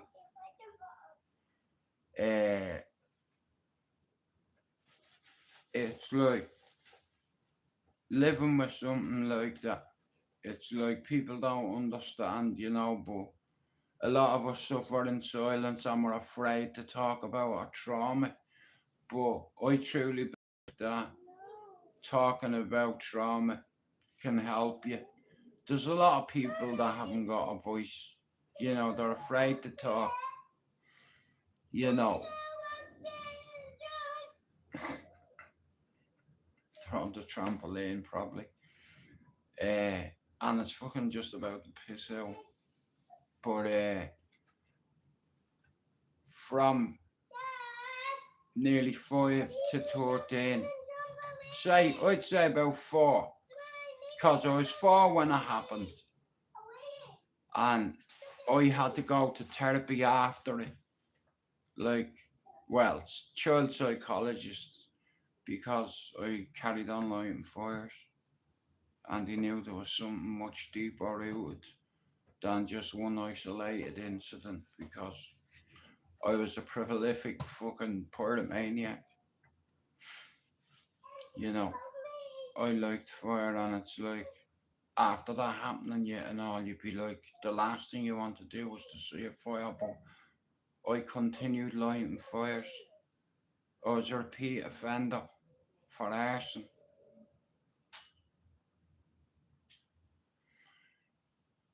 And I swear that on my mother, and I did that on my own. I don't know what was wrong. I just got. This is gonna sound so strange. I used to enjoy setting things on fire, like mattresses and wardrobes and pallets and the odd car. Yeah, so I'll tell you a story, right? So, my mother said to me one day, Jude, I have a few black bags. Can you take them up and burn them? Right, I swear to God on the Bible, right? So, she had a few aerosol cans that were empty. You know, deodorant cans and fucking aftershave fucking cans and what have you, right? So I had this mattress as well she wanted me to burn. So I took her up to the back fields, right? Now, way out of everybody's way, right? I used to live beside the community centre. So I dragged this mattress up, right? But I had about 10 empty aerosol cans, right? I'm not joking, right? So I set this fucking mattress on fire, right? And I put all the aerosols in the middle, right? And I went and I was hiding behind the rock, and I swear on me mother's grave, right? When it started blazing, I just heard, a sound that a firework would make, kind of going, "Boo," or air being released, yeah. Next of all, one just goes, fuck off, pew, flies past me, bro. I swear to God, if I had hit me, it'd have fucking killing me, right? I hid behind the rock, man, and they were just going everywhere. Ping, ping, like projectiles flying at you. I got away though. Oh, bro, I done stupid thing. So I'll hear this one for a belt, alright? So, one particular day in Cherry Orchard, my mother said to me, Jude, I have a few black bags there. Can you go take them up the back fields and set them on fire, Yeah, oh man. So, on the way up, I said, fuck this. So I burned them here. And there was a wooden pole, a telephone, and this wooden pole, right? Right beside where the community centre was, right? A tall wooden pole, right? With fucking lines going everywhere. But at the bottom of it, there was like tar on the actual fucking pole. Me like a fucking idiot, yeah? I lit the fire there, right? Long story short, the fire started lighting, but the fucking tar started going on fire, right? And I'm looking, next of all, like, I can see blue sparks coming out, bro, right? Little blue sparks. What does I do? Like a dickhead. I look behind me, bro, yeah?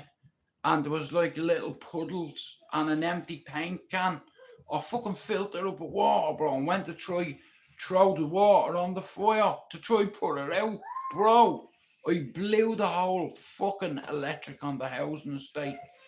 I tried to throw water on it, and it's electric, do you understand? It's like, bro, I turned the whole estate's electric off for the night. Everyone was in darkness. Michelle McAvoy's ma went, see you, Jude McDonald, I seen you do it.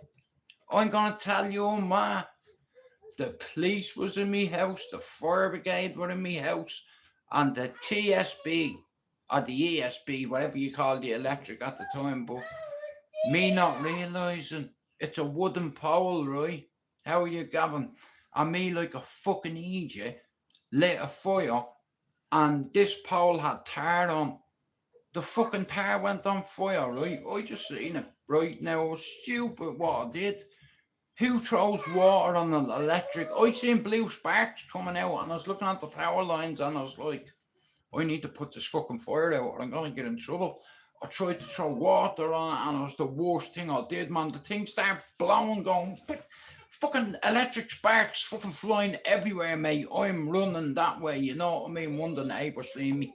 Jude McDonald, I'm going down to tell your mother I'm ringing the police.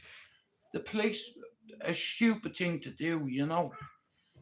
But I knocked the whole power off for the night. It blew the whole fucking circuit for the area for the night. I had the fire brigade in there, the police, yeah. And the fire brigade man turned around and said to me, listen, Jude, we've had a talk with your mother and we know what happened to you as a kid. We know what happened to your brother and sister. And it wasn't your fault, but Jude, you have to stop lighting fires.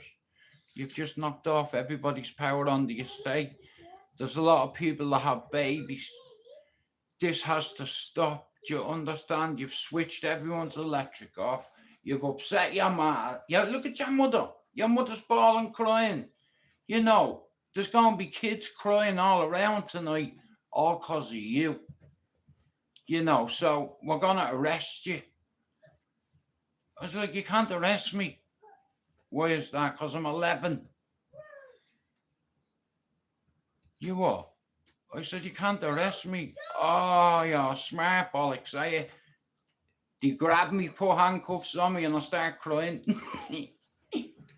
And they took me and they put me in the back of the police car, right?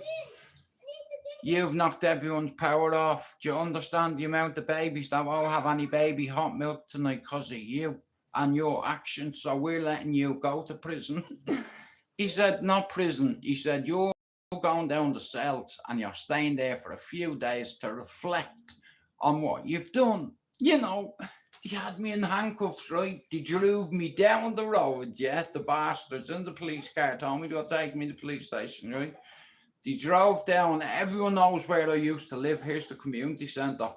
So they parked outside me house, there was a fire engine, the fucking fire chief had to come over.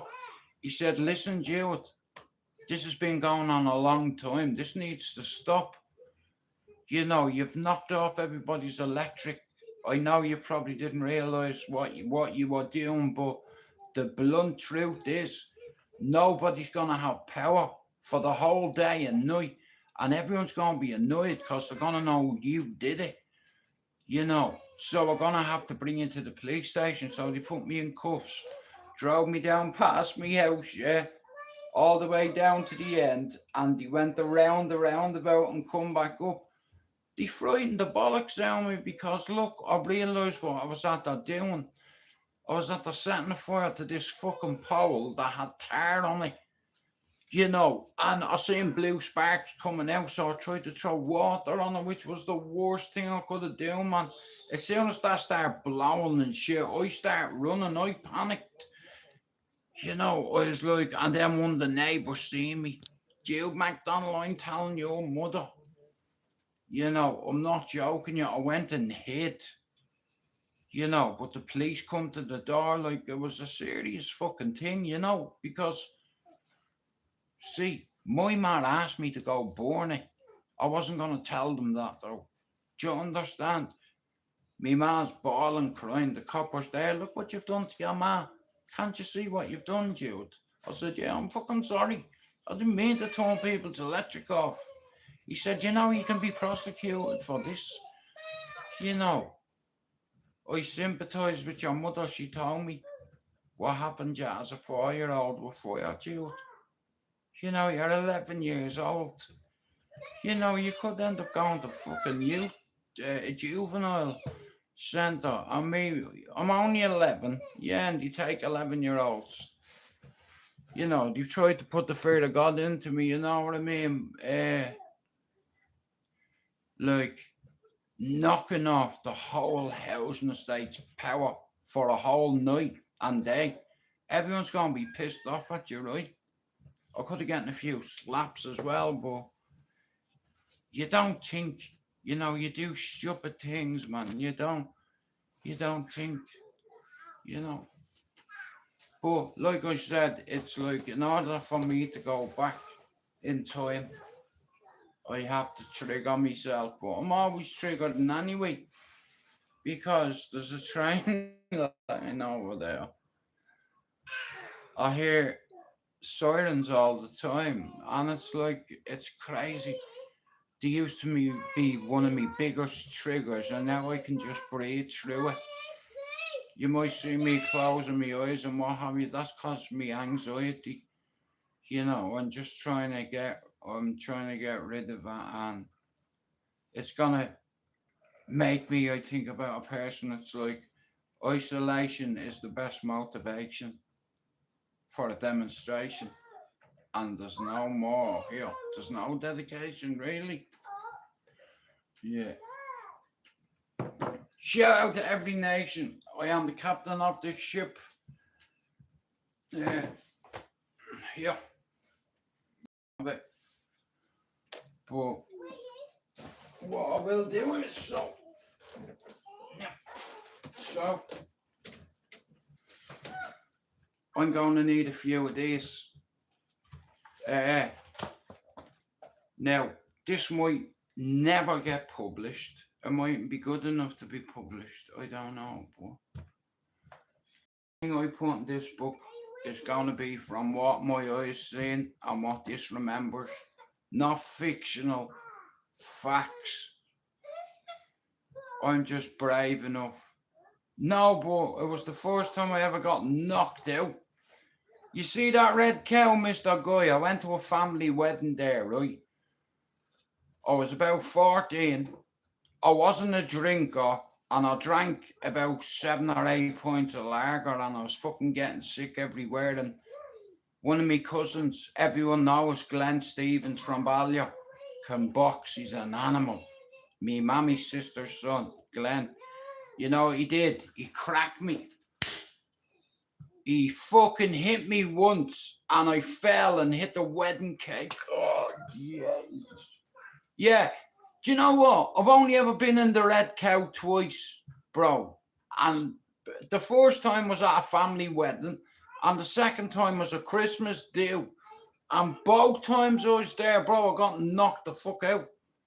My cousin hit me, bro. It's like, and he was a boxer at the time. Everybody knows Glenn Stevens and Ballyfermot, right? That's me ma's sister's son. So me first cousin, yeah. Him, his brother Paul, Michael, Glenn and James. 4 brothers in Ballier, they can all box and fight. Do you understand? Stevens's. You understand? Just up from the Red Cow on the nice road. Bro, how you DJ? Bro, you know what? The last time I was in the Red Cow, I was at a Christmas do, and I had too much to drink, and I ended up getting a bit lippy with this fella, bro, and he fucking cracked me.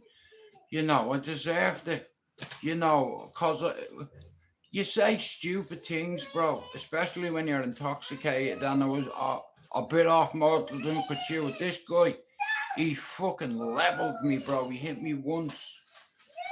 It's like, yeah. And that's why, bro, I'm not a drinker. I don't drink, but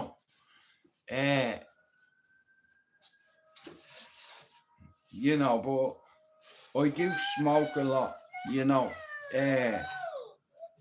but this fucking book, bro, it's a big thing for me, Like, I have to write about everything, and you know what the madness is, right? Because I still love me mates, and some of them have turned their back on me. Not turned their back on me, they're just too busy with their own life to remember certain things, but it's okay. It's like I get a lot of love off the people in Cherry Orchard up in Ballier, Shout out to Jimmy Kershaw for his page for Ballyfermot people. The Ballyfermot Legends page.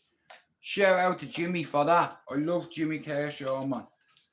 I've a lot of time for Jimmy, he's just a fucking a teddy bear, you know, big teddy bear, like a fucking have a lot of time for Jimmy and the boys, you know.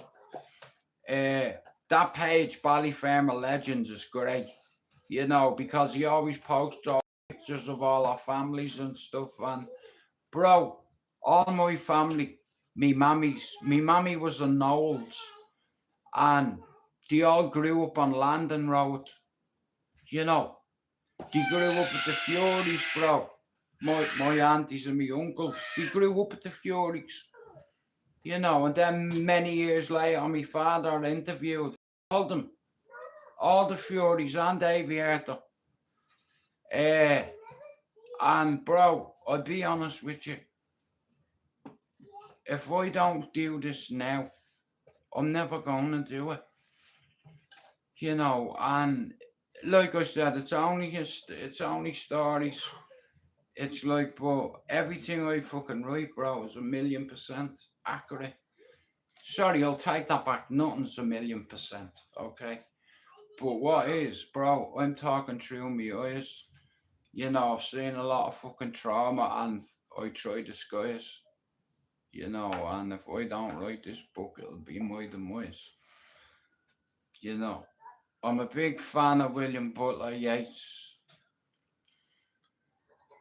I'm not, I wouldn't say a big fan.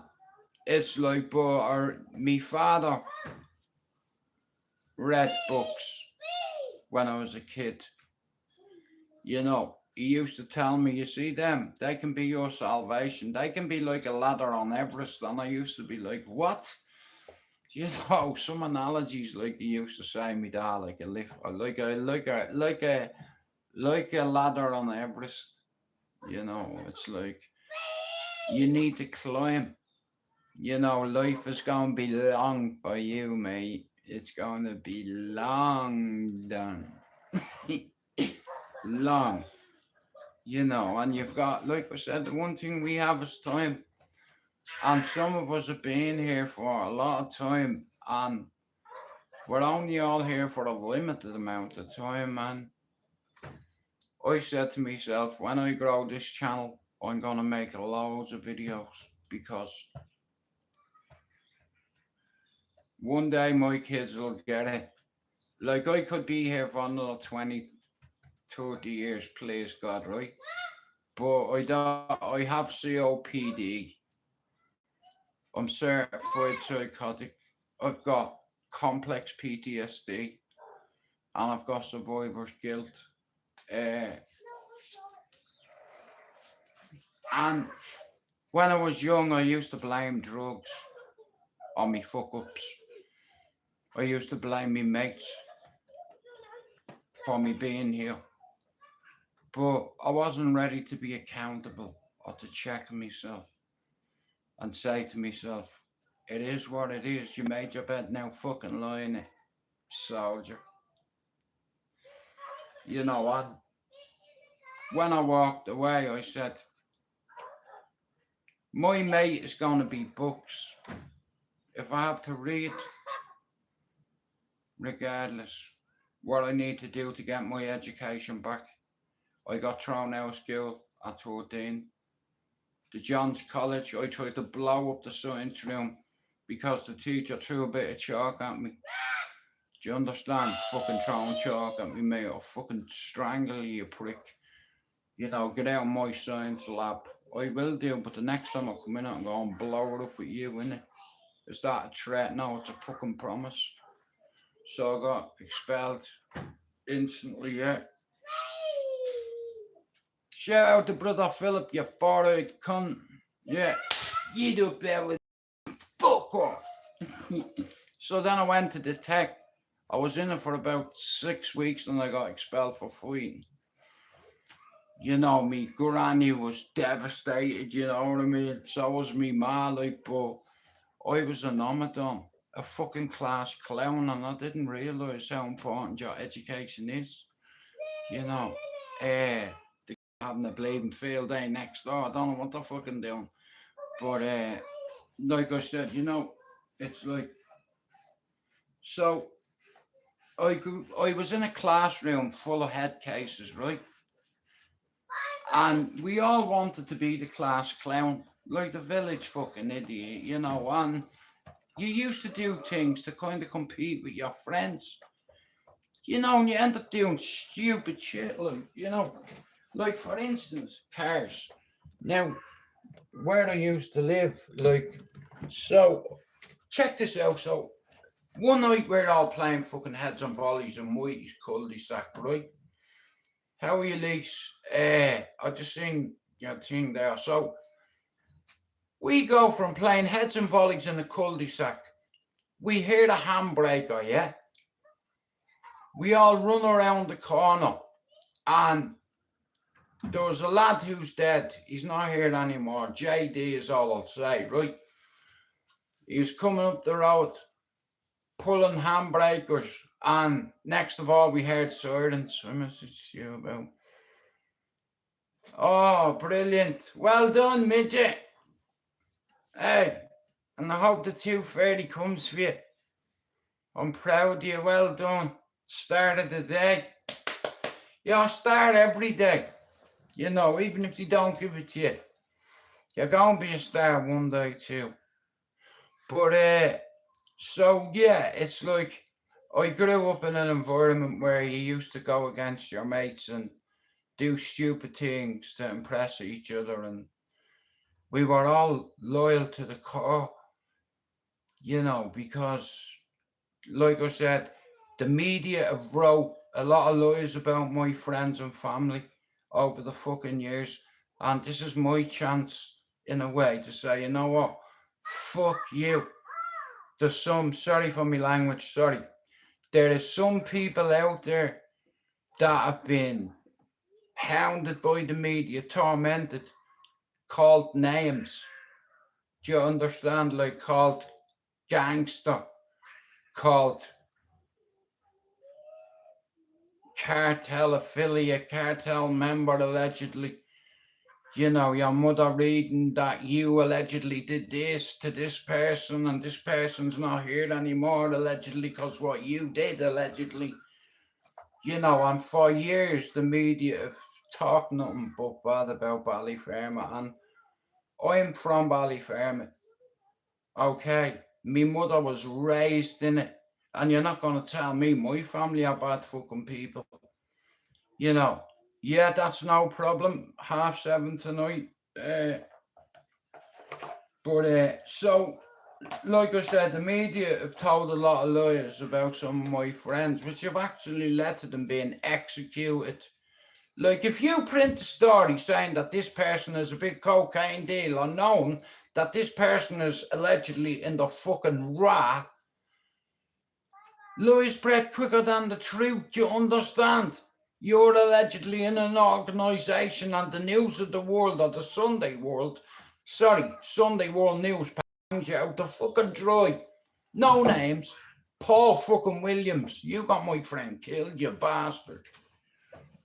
Because of that, you know, you fucking printed an article, basically, and you fucking see, you know, listen to me, yeah, I would have been a good war journalist. Do you understand? I would have been a good fucking journalist if I put my mind into it. Because there's not a thing you can't find, even if they're covered up.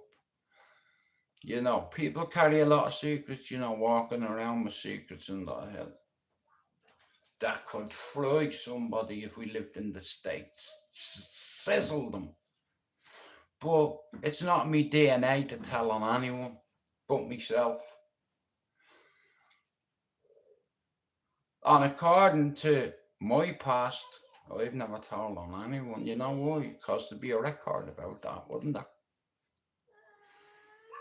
And in the end, it doesn't even matter. Wood pigeon. Oh, something's happened. Look at that little geezer right here. Listen, I want to ask you a serious question. Listen, is a kidnapping alright, I want to ask you a question, right? Now this is a serious question. If you kidnap a squirrel, is that, or not a squirrel? Okay, I'll put it another way. If you see a hedgehog in your garden and you get a big box and you put him in the box, is that Hog napping, is it? Because I seen a hedgehog in the garden last night and I was going to put him in a suitcase for Lily, and put a little chain on his foot and shit, you know what I mean? Lock him down because they're fucking... And then I seen, bro, I'd never do it, you know. But I was going to get a little enclosure for him. But what I didn't realise was I seen a little baby one over at the fence. And I picked her up, by him up, and I walked over and I put him right next to the hole. There was a little small one with him, bro. You know, like them babies depend on I don't know whether it was a female hedgehog or whether it was a fucking male hedgehog. All I know was it was a fucking hedgehog. And I could see what direction it was going in. So I walked over and the fucking light, I could see like there's a hole that goes under the fence like that. And he must have having his little family there, you know what I mean? So I can't feed them. When I used to live here, I used to feed them and they shy all over the garden. The squirrels, not the hedgehogs. But last night I was thinking, like, if I do that, because I thought it'd be cool for me son, you know, to have a little hedgehog pet, you know, as a pet. You know, every morning rub a spiky little head and say, you know what, one day I'm going to meet your daddy and he's dead. But I could not pick it up. And here's what I was thinking in my head last night. I'll put it over in the corner. I'll make a little enclosure for a little den and feed it whatever. But here's the thing. I think it was a female hedgehog, and at the fence there was a little one, and I was like, so I picked her up and walked over and put her in, and I was like, fuck me, Camry. You know, this isn't a joke thing. You know, could fuck with the hedgehog fucking ecosystem. So I was like, you know, you can't kidnap it. Well, it's not, it's hedgehog, isn't it? A hog. I don't want to be known as a hog napper. It's not a good look for me. So I brought it over, bro. I love animals, you know what I mean? Birds and fucking, bro, honestly. So I picked her up and brought her over and left her beside the hole, you know what I mean? I gave her a couple of chocolate biscuits. I don't think the kids would like them. But I could end up poisoning the fucking things, you know? It's like, I'm trying to help it and I give it a chocolate biscuit and it takes it back to the lair and all the little hedgehogs eat the chocolate, and then I get a picture in my head of it being all dead and shit, and now look what you've done. You know, ripple effect. The butterfly, I thought I was helping him. I didn't know what else to give him. Oh, what do fucking hedgehogs eat? Do you know? Because I fucking don't. So I was seeing a biscuit there and I was like, you know, bro, do you know something? Because the garden is so big, at night, the garden becomes alive, bro, with squirrels, bats, hedgehogs. And last, I was thinking I'm going to get this hedgehog and keep it for when my son comes up. So he has a little pet hedgehog, you know, called Larry. It's like, but Larry had to go last night. Well, it wasn't a Larry, it was more like a Louise, I think. But he had a little in there, and I was like, don't fucking do it, bro. You know, it's like, and it's not the first time I've seen him or heard in this garden. You know, so I like animals, I love them, bro, you know, and I like seeing them interacting with each other, and I don't want to be a home wrecker, you know. But, yeah, I don't want to be a fucking hog wrecker.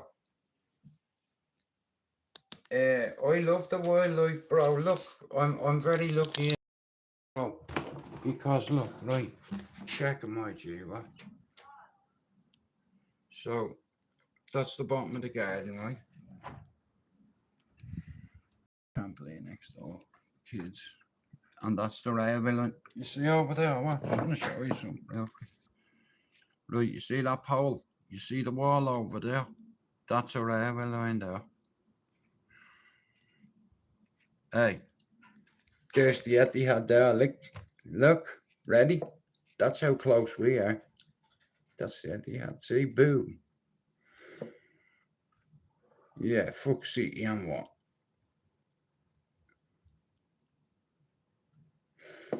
Yeah, huge stadium too. That's the Etihad there, bro. Look, that's him there. Right there. But the garden, bro, look.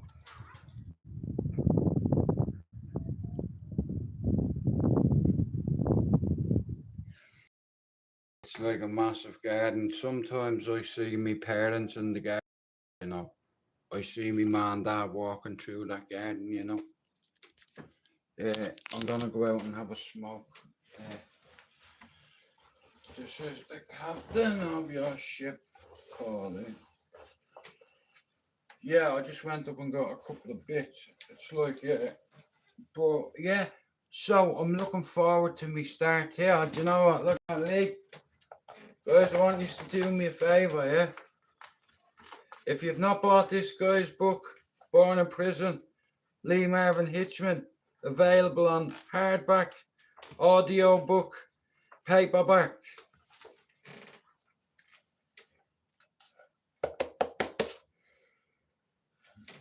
Like I said, there's a couple of people that I've met face to face off here who I'll back. So if you've not subbed to these two lads here, Aztec Media, Aaron, go over and sub to him. If you've not subbed to Lee or bought his book Born in Prison, can you do it? Yeah, like that. So here, like that. If you've not bought his book, it's brilliant. His book. I went fishing with Aaron a few weeks ago on the canal, you know, and I really enjoyed it. He's a cool lad. You know, I like meeting people in person, you know. I'll never forget the day PD turned up outside there, you know, and he was the one that gaslit me, and I always fantasized about meeting the little midget and putting him in his place. He granted me wish, but you know, I met him, and honestly, it's like I got along with him. I know he's a mad bastard and all, but it's like you have to forgive people. You can't carry grudges, you know. And I tell you one thing, he was very dapper, like when he turned up in a suit and all. What's your problem? There you go.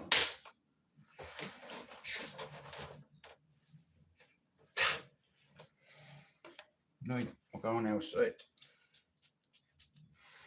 But anyway, yeah, shout out to Lee Marvin Hitchman and Aaron. Lee is going to help me write me book. So I have your little sticker on me book. You know, Sticker City. 1 second, hang on.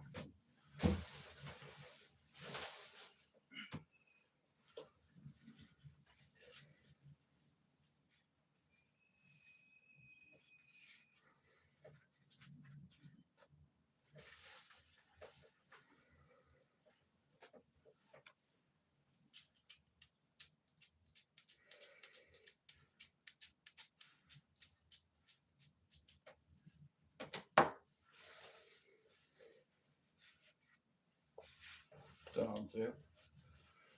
A cup of tea. Hang on. No, I'm going to make a smoke and then I'm going to go for a cup of tea. No, but look at here. All fairness, there's a lot of motherfuckers on YouTube, okay, but I'd rather meet someone in person. Like, I never thought PD'd meet me. I didn't think he'd have the bollocks to do it, but I'll tell you one thing, he did. Not that, like I said, I'm not a fucking tough guy, but I like to meet you on your own. You know, and see how tough you are. But I'll tell you one thing, I've met a few people off YouTube. I've met Jimmy the Gent, I've met Ben Monk, I've met PD, I've met Aaron, I met Foxy, I met Lee Marvin Hitchman. Lee has been my favourite in all fairness, you know. I've a lot of love for Lee because it's like, and here, his new organisation, here, don't turn a blind eye. Shout, tell you, Jerry. Lee was plugging his book in the middle of an argument between DJ Media and some Muslim lad. Well, you know the geezer who went over to him, Jerry, with the sandwich. That's annoying. And I seen Alan this morning. He's like, all right, Pat. It's like, Alan, I seen you in a video on YouTube the other day. Someone tried to kick the camera out of Billy's fucking hand. And here, don't fucking do that. This is a geezer here. Don't disrespect them like that, you little prick. I'm from this city. What? I'm not from here. I live here 30 years. I've lived here longer than you, cunt. What? You know. And then some Latvian girl come over and start giving Alan a hard time because he's eating a fucking Subway. We're all starving in here. I'm from Latvia, so what? I don't care where you're from. Do something. You know, get a fucking job or do something. You know, no one knows you fuck all. Nobody. Do something. Change it. You know, reverse roles. Get yourself a fucking camera or something and go in and make loads of content. Because Manchester at the minute is one of the most lit fucking cities in this country to do content. Because Manchester and Piccadilly Gardens is like a war zone. It's crazy in there. Like, there's loads of people that have come to this city to get lost. You know, and it's like, you have people like Charlie Vick, or Charlie, what's his name? Fucking, not Charlie Vick, Charlie fucking, what's that wanker's name? Charlie Beck, is it? Or what's his name? What's that prick's name? Someone tell me. Yeah, I don't like him. I do not like him. It's like, you know what I mean? Fucking triggering people and then going around with a fucking security guard. You know what I mean? I hate pricks like that. You know, I really do. I fucking dislike people like that. You know. It's like, yeah, whatever his fucking name is, he's made a fortune off other people's misery. And I think it's a violation. Like, there's a lot of people like that have no home, and like I said, at the end of the day, I was homeless many years ago. I was put in a fucking hostel with loads of people that were lost. Do you understand? When I got out of hospital, I had to declare myself homeless, and then they put me in a hostel in the old area where I used to live, and it was the worst place for me because I kicked the devil in there. Literally, that's what it's meant. Nick come knocking one night. Yeah. Here, can you play the PlayStation? Yeah, I was like, yeah, I'm not bothered. What game have you got? He said, FIFA. He said, bro, he said, I know what you're up to in here. I don't think I'm not, I don't know. It's like, you know, you can knock on my door anytime, bro. I was like, nah, I appreciate it. What you doing at the minute? I'm in the process of killing myself. He said, you what? I said, you've just knocked on, bro. Look. He walked in, he seen what was in the corner. Take that fucking down. Get out of that room, you. Come into my room.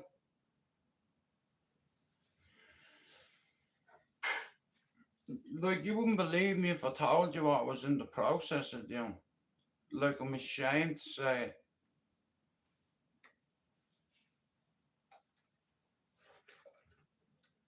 I lost all hope. You know, everybody, I didn't want to be a burden to people.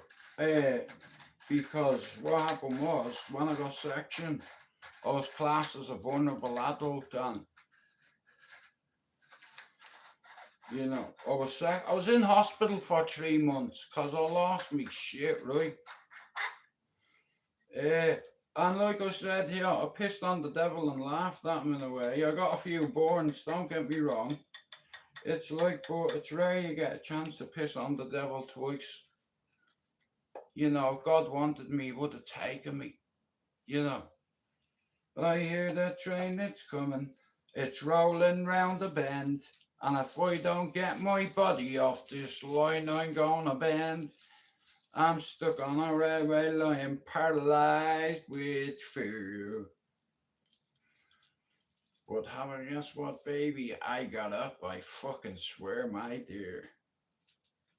Bow, bow, bow, bow, bow, bow, bow.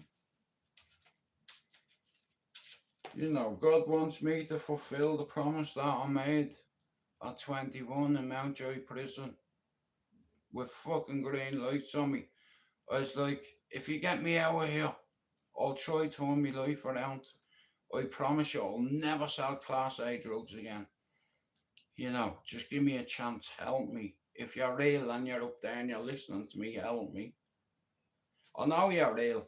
I was at the doing years, 5 years, with Dublin Christian Mission, learning about God from the time I was maybe 12. They used to pick us up off the housing estate and bring us into Dublin Christian Mission in town, and they had like a hall, like a basketball court.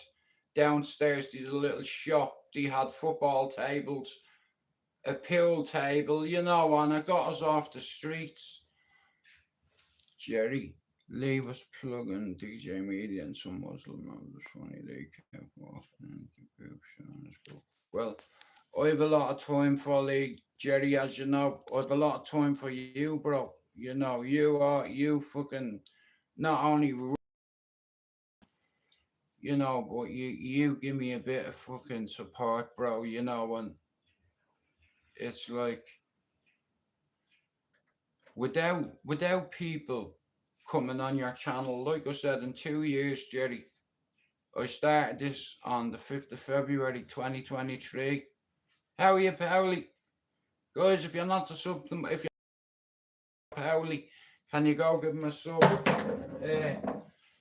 Now, listen, at the end of the day, I've reached out to a few fellow Irishmen, a few lads I grew up with, because I didn't want to offend anybody. So I just said to a couple of lads at home, bro, listen, I'm writing a book. I'm going to try write a book, and I'm probably going to mention it in this book. Is that all right? No bother, Jude. You write what you want, bro. You know, I'm not stupid. I know what I can say and what I can't say, okay? Full disclosure, like, you know, fuck it. You know, because like I said, it's like, I want people to read this and say, listen, you can fuck up 20 times and you still have a chance to fix it. You know, listen to your parents, your grandparents, your elders. You know, don't disrespect your elders, because they've been here and they've been here a long time. Do you understand? It's like, yeah, it all depends on how you were raised. Like me and my two brothers and my sister, we were raised with manners and morals and principles. Understand, like my father worked his fucking bollocks off for us, you know, and he wanted me to be involved in music in some way, but I was rebelling against him, you know what I mean, that way, like, oh, boom, up your head. Yeah, just discipline, you know, and I lost my way, and sometimes traumatic experiences can lead to that. But I know one thing for sure, I start this project on Sunday, this fucking weekend, so help me God. You know, I've already put the groundwork in, I've done my due diligence, basically. And I'm going to need about 10 of these motherfuckers. It's probably going to take me a good year. But like I said, there's a couple of things. I can write 3 books. I can write STRAIGHTOUTTABALLYER. I can write Inferno's Legacy, or Embers of Redemption. And chapter 1 is going to be the fucking matchstick. Because let's have a right. It all started for me when I lit a match in a house in 1979 and my brothers and sister got burnt in it and I got out. So because of that, I have survivor's guilt, you know, and keyword there, survivor.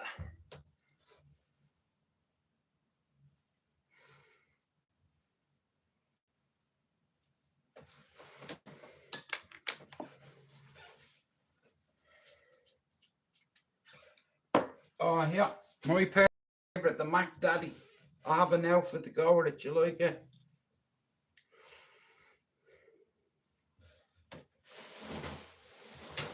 Hang on. Where's it gone?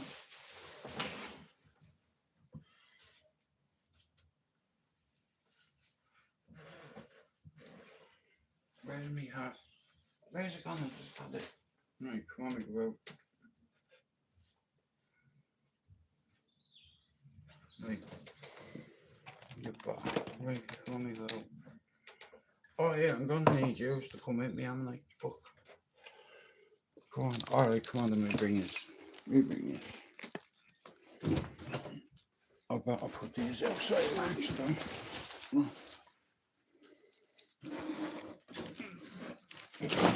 Oh. Yeah. Oh, shit. Oh. Alright, bro. Do you want a cup of tea? Huh? I used the last of the milk when I made you that last. Oh shit! I'll fly down now in a minute and I'll get milk. Bollocks!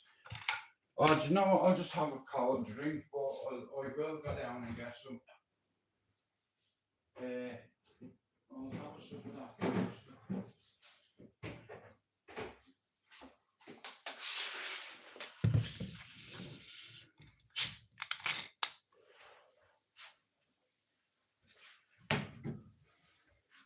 Yeah.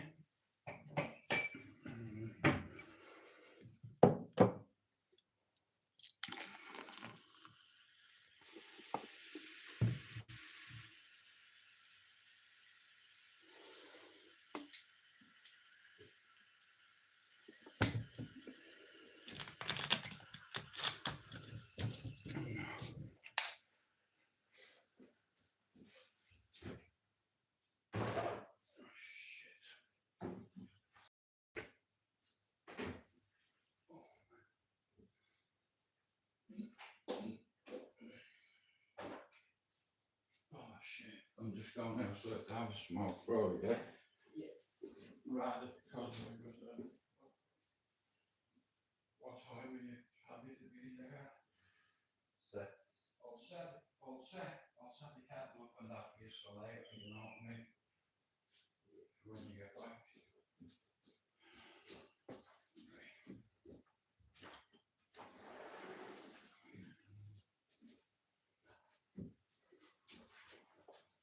Okay.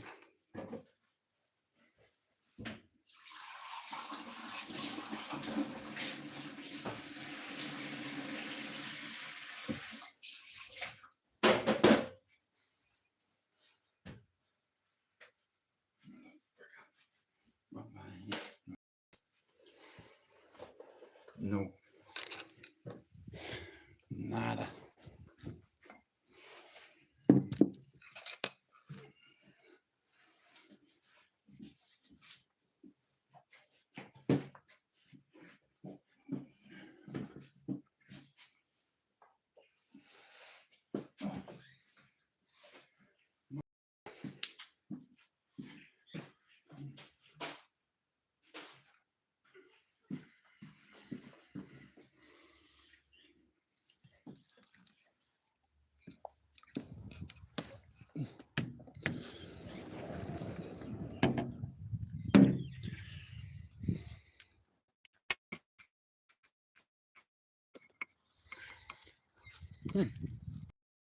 You know, bananas.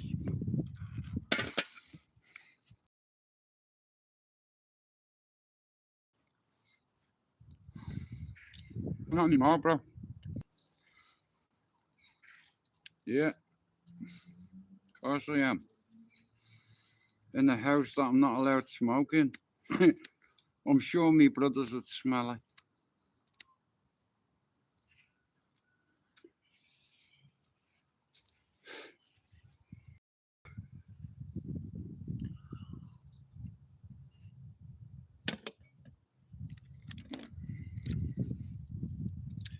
Yeah, so I'm going into deep waters. I'm way over me head. You know, I'll be honest with you. I've never been ambitious, you know, but very superstitious. And I do have 3 wishes.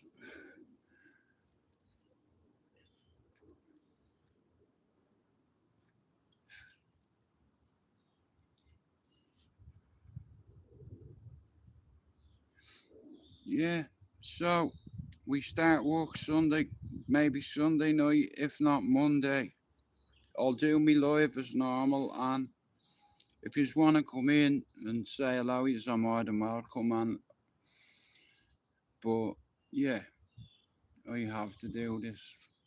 I don't have to, I want to, because the media have fucking hounded my mates for years and upset their mammies and their grannies and called them bad people. You know, you understand? It's like the media put nicknames on my friends. The printed stories. I've got 3 friends, and Paul Williams is responsible for their death because of what he printed. Well, allegedly Freddie Thompson, the big rat, big tough guy, yeah, working for the Kinahans allegedly. Oh, look at me, I'm a flash cunt. You can't touch me.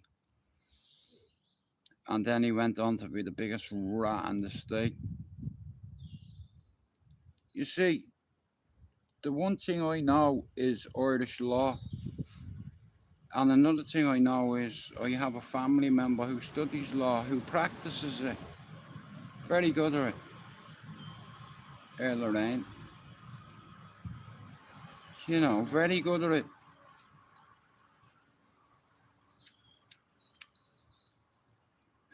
And if you tell on anyone, my solicitor, if she's a good one, she'll be able to tell me whether you told on me or not.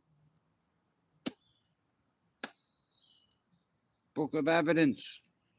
You're my co-accused. I can see everything you wrote or what you haven't wrote. Yeah, fuck Freddie and you. He's a rat. How about that? Yeah, a fucking mole he is. Go on out of that. I don't like rats. I hate them. They're vermin. He's a super grass.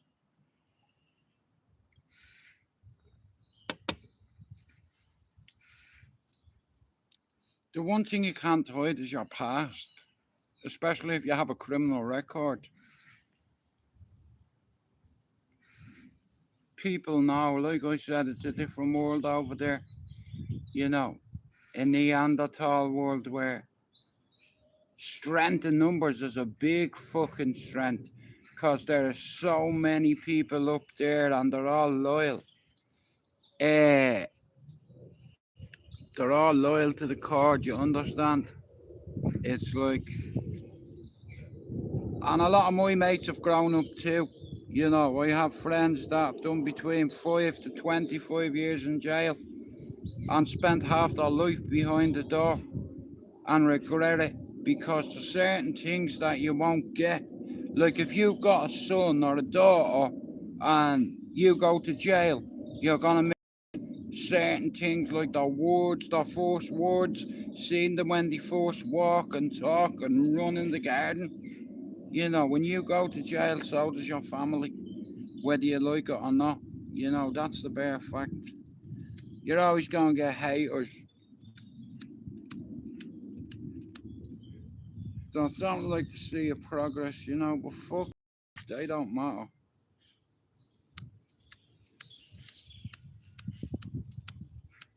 Fuck's sake.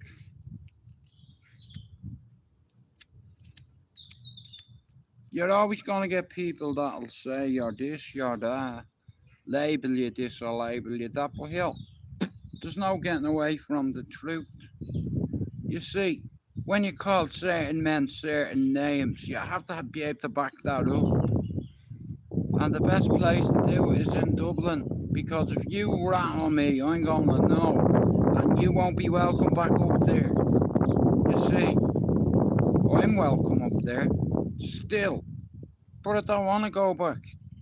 Do you understand? But all the head lads up there off that estate offered to bring me fishing, bring me here, bring me there, bro, come over, I'll pay for your flight. You know, that's very generous of you, bro. And a few people have offered to do that. That's the truth, you know. Uh, but like I said, it's mad. It's like as we all get older, you know, you either learn or you fucking don't. You know, you either progress or you don't. You either change or you're fucked, you know. And burying your past can be the worst thing you can do. You know, when you become a parent, you lose that.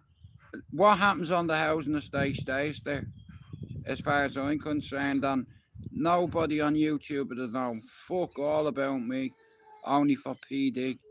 Because I wasn't going to tell everyone on the cess, but guess what I used to do? Why would you say that? You know, it's like only, you know, like there's too many tough guys on YouTube. But if the facts be told, none of them have had a proper fight in their life where their eyes been fucking piss and blood on nose and they've been booted in the face, hit with glass, hit with whatever, and still swinging. You know what I mean? It's like, and we were all like that, and it is what it is. You don't forget to ride a bike. You don't forget when you catch your first bike. You know, you don't forget when you get your howl for the first time. You know, you don't forget when you see our kids graduate from uni. You know, things like that. Really, coming from something so negative. You know, I have family that help people all around the fucking world. You know, me Auntie Carmel, and I'll mention her in the book as well. And Christine Buckley, you know why? Because they opened the fucking Ashland Centre for women of domestic violence and domestic abuse. And Lee Marvin, it's like he's trying to push this message. Don't turn a blind eye. He's trying to open up a helpline for survivors of domestic assault, rape. You understand? It's like, and he's putting this. He's trying to fucking help people. You know, like if you're a survivor, a lot of fucking survivors keep a lot of stuff to themselves, okay? And in the end, you don't realize you're still carrying on to that, and it's not your fault. Do you understand? It's not your fault. And until you forgive yourself and tell yourself it's not your fault, you can't move past it. Some people can't move past it, you know, and they're a prisoner in their own head, you know, because they won't come to terms with it. It's happened. It can't be unchanged. You know, we can't change the past, but we can alter our future.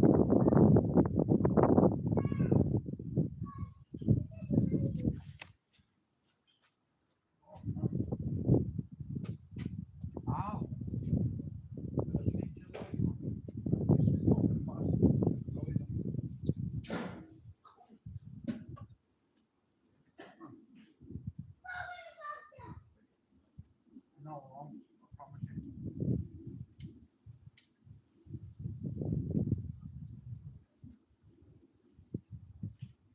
Do you want me to fly down? Yeah, I'll go down now.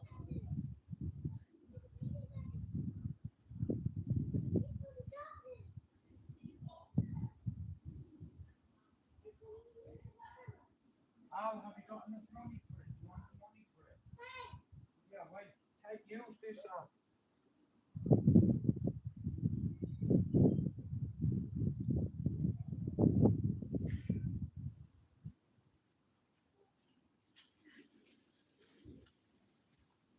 Oh, man.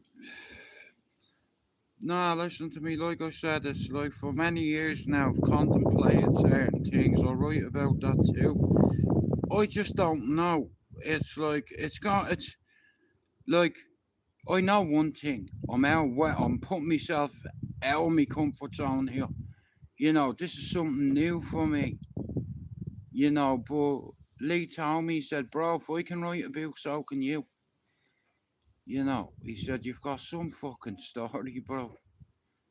You know, and the good thing about stories when your friends can say, listen, I was there around that time. that happened. I was in prison at this time, and this happened. I was there. That happened. So everything that I'm gonna put in this book is there's nothing alleged about it. Fuck it, full disclosure. I don't care. I'm not scared. It's my story to write. I don't owe anybody any loyalty, but the people in Ballyferm have been very loyal to me over the years, and the media have wrote nothing but lie after lie about a lot of families that I'm related to, a lot of people I'm affiliated with, and are good people. They made fucking bad mistakes and choices, just like me, but they pay it in time, being losing their freedom. Do you understand? A lot of my mates pay the price.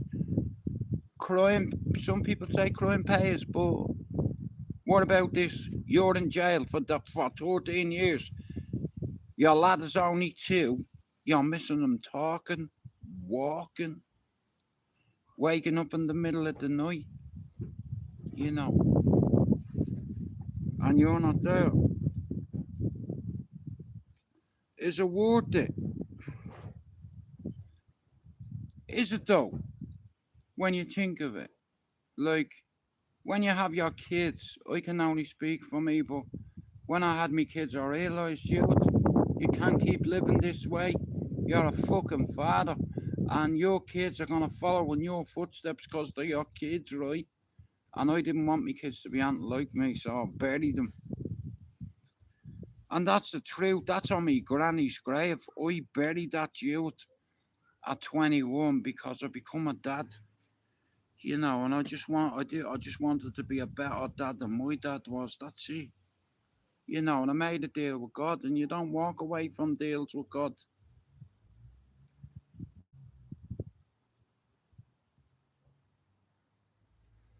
You know, I've always been God fearing. Now, I was angry at God when He took me dad. I was angry at Him when He took me granny. The wheels come off, man.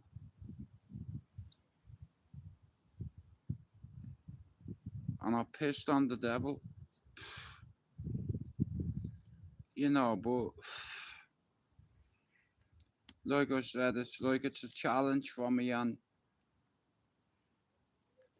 there's a lot of lads I know that I know since I was a kid that are good fucking lads, and a lot of lawyers have been wrote about them over the years, and it's like the place where I come from, everybody calls us scum, calls us this and calls us that, and they always print negative headlines about high crime, low privileged areas, but they never print the fact that, oh, well, this guy used to be a fucking drug dealer, but he turned his life around, got out of jail, and now he helps his fucking community. He gives back to his community, with time, effort, dedication, motivation. Do you understand? To change the fucking way of thinking, because our actions has consequences and repercussions, because the kids want to be like us. The kids, do you see my man with a fucking man bag? The week later, you see him on a sarong. And once you see kids on sarongs, I don't think you're going to be able to reach them. And it's peer pressure as well. A lot of fucking kids, man, because of peer pressure. I don't give a fuck where you're from. Whether you're from Ballyfermot, Ballybrack, Ballymun, Ballyget, it doesn't matter. You're not stuck there. And once you use education as a vessel, it can teleport you anywhere. As a kid, I wanted to impress me mates, be a clown, be in all the stolen cars, be a fucking scumbag drug dealer like my daddy predicted. My dad seen it. He told me what it's gonna be. He said, as long as you're fucking watching their 6 Stuart, they have you there. You're gonna end up going to prison. Your kids are gonna end up visiting you in prison, and you can't blame me for that. You can blame me for having a shit childhood and me taking all me fucking anger out on you because of the fire and your ma. But you can't blame me for this. You know, you're a grown man, you're 18, and it's like, these guys are gonna bury you. You know, or if they don't bury you, me and your ma's gonna have to bury you. Do you not understand that? You know, my dad had a heart attack and it led to another 5 heart attacks, being 6 and a stroke. And he told them, if we don't get you a heart in 12 weeks, you are finito. And by the grace of God, some kid that had cystic fibrosis called Daniel, his parents put his heart, lungs, kidneys up for auction, basically, donated them to science. You know, and the fucking kid was a perfect fit, a perfect match, because your heart rejects certain things. And my dad got a new lease of life. He got a 13-year-old boy's heart, and the surgeon, what I wasn't aware of, I thought I was fucking smart too, but the surgeon said to me, Jude, what organ stores memory? And I fucking swear this to God, I'm like, is that a fucking trick question, right? Your brain, what other organ? And I'm like, I don't know. He said, your heart. I was like, get the fuck out of here. He said, Jude, what if I was to tell you that I do God's work and your dad is going to turn into a 13-year-old? And I was like, get the fuck out of here. My dad's hard as nails, mate. You know, a United fan. How are you, Luke? Oh, thanks, Luke. So my dad told me, you know, on the way to the hospital, this is what I could hear. There was a police bike in front of the ambulance so we could get to Wythenshawe. So my dad could have a domino biplasia operation. Basically, the donor had cystic fibrosis and his lungs packed in and he couldn't breathe and he died. Right? And my dad got his fucking heart. You know, and the operation was done in Wythenshawe Hospital by an Irish surgeon from Glasnevin. He sat me down, he said, Jude, you know what's going on here? I said, not really, Doc. He said, right, I'm operating on your father. So today, obviously, we have a heart. So he's being prepped right now, his chest being shaved, what have you. He talked me through the procedure. He said, Jude, I'm going to make a Y incision. Do you understand? We're going to open your dad's ribs with clamps. We're going to put him on a heart and lung machine or something like that. You know, in order for him to breathe, because we're going to have to stop his heart, Jude. Your dad'll be literally dead. And this machine will pump blood into him, you understand? And it's a very risky procedure. I was like, give me a number. He said, what do you mean? From 1 to 100, how risky? He said 100. He said, we either get this right or we get it wrong. He said, oh, I believe in science. He said, we'll tell you 3 things about the donor. His name is Daniel, Luke. Thank you. He was 13 years old and he was a season ticket holder at Main Road before they come to the Etihad. 24 hours after the operation, Luke, my dad, like I said, he woke up, checked this out. The doctor said, Jude, normally it takes 20, 48 to 72 hours sometimes for the patient to wake up. He said, I'm going to bring you up to the Frankenstein ward. I said, you what? He said, forgive me. He said, for me sarcasm, he said, we call this the Frankenstein ward. He said, now everything you see, Jude, you're going to see a lot of people in transparent tents. Your father is going to come to critical care unit and we're going to help him to get well again. So he brought me up to see me dad, Luke. I was all scrubbed up, gloves, headgear, fucking apron, everything, yeah.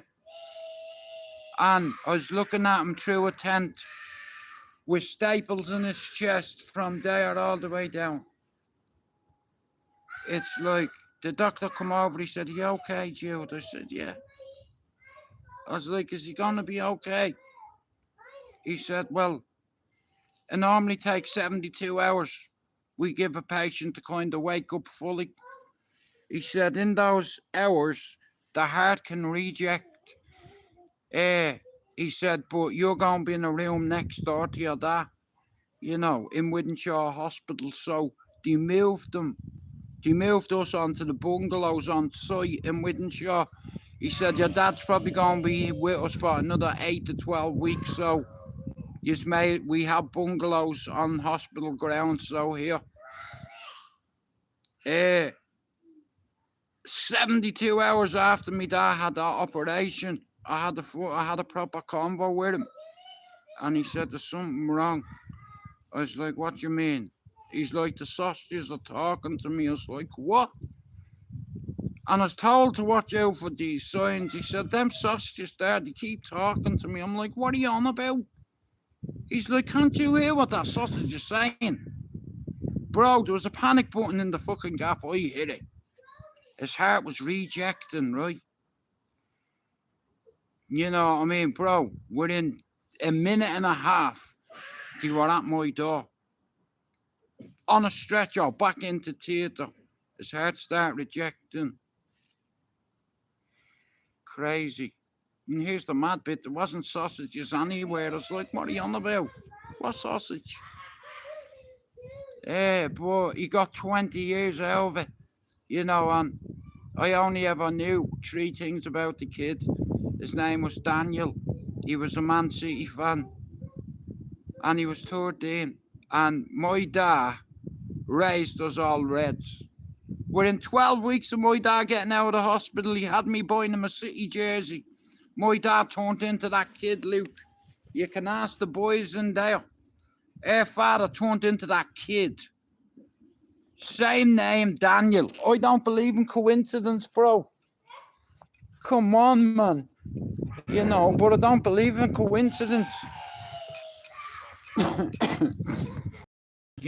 My dad got his heart. Yeah, I'll have a look at it, Luke. Recently I've been talking about aiming. I was telling someone today about it, right? Because you've been right on a couple of things. Like, you said something to me, bro, right, about being groomed, right? And I never thought it or looked at it that way. But you know what, right? When I walked in pains upstairs, the storeroom was next door, right? And because I used to give Eamon stuff all the time, he offered me a fucking job, but not sexually or physically, but he definitely groomed me, like, because he said to me, he threw £100 at me like it was nothing and said, "Here, go in and get yourself an outfit." And, like I said, Luke, right, so I'll be honest with you, right, so he's dead now, but I've heard a lot of fucked up things about him. So, at the time, I was giving them for £19 each, so I could make 6 on each one, right? And the first night I sold 44, I handed him 6 back allegedly, right? And he gave me 2 of them. I handed him all the money. He handed me £200, right? Now, Luke, he was after telling me that day to tell George I wouldn't be in tomorrow, right? To tell George I wouldn't be in tomorrow, or Sean, I won't be in fact, again. So George is like, why, what? I said, "Eamon's give me a job." He said, "Doing what? Sweeping hair?" I said, "Like something like that, yeah. But I'll make more sweeping fucking hair than I will with you, you baldy cunt. Now, fuck you and your job. How about that? Yeah, you're not getting your wages. Fuck you and your wages. I don't need it." So that night I made £200, and he said to me, "Look what you done in the night. You did that on your own. Nobody with you. you made £200 in a night. You'd have having to work 3 weeks for that, Jude. Do you understand, Luke? And I was thinking about it that way, he said, but listen to me. Don't you fuck me over. I'm telling you. But you can't tell your parents, and obviously, do you understand? I was only young, Luke, you know, I was a fucking teenager. But he wasn't stupid. You know, he knew where I lived. He knew the corner I palled around with. And bro, listen, he was the third or fourth dan in karate, and you know that. Like in his fucking hairdressers, do you not see all them pictures of him in his fucking judo or karate gear and fucking,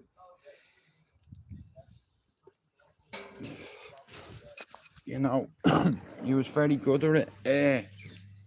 And he had loads of photographs of himself in his gear fighting.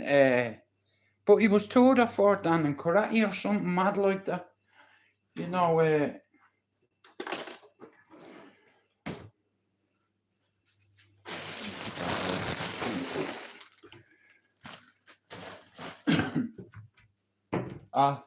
you want me to make it a brew? Yeah. Right, 1 second. Right, but like I said, Luke, right, he was like a third or fourth dan in karate, so it's like you knew he could handle himself, you know, but he seemed coming a mile away. And here's the thing, I was friends with his son as well, young Eamon. And in some of them documentaries, you can see Eamon on the floor like that, giving her all that, you know, fucking But like I said, it's like, what's your opinion, Luke, on me? I'd like to hear your opinion on it. I'd like your advice as well, honestly.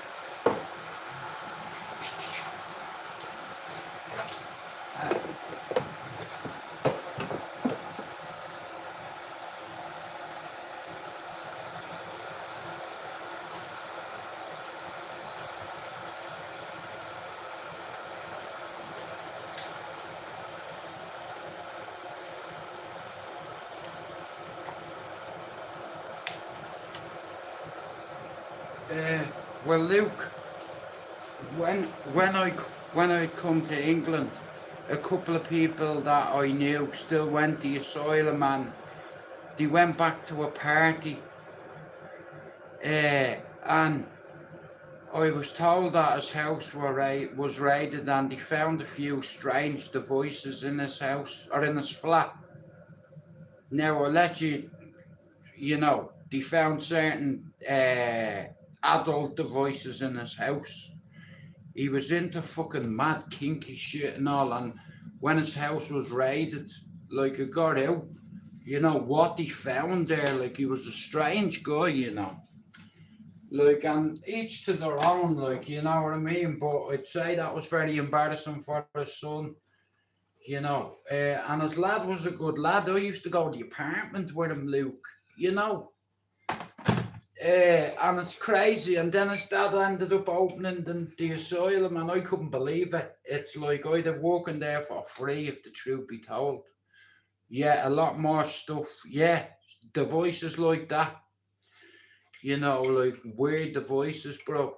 You know, but like I said, each to their own. But I always knew there was something a bit strange, like.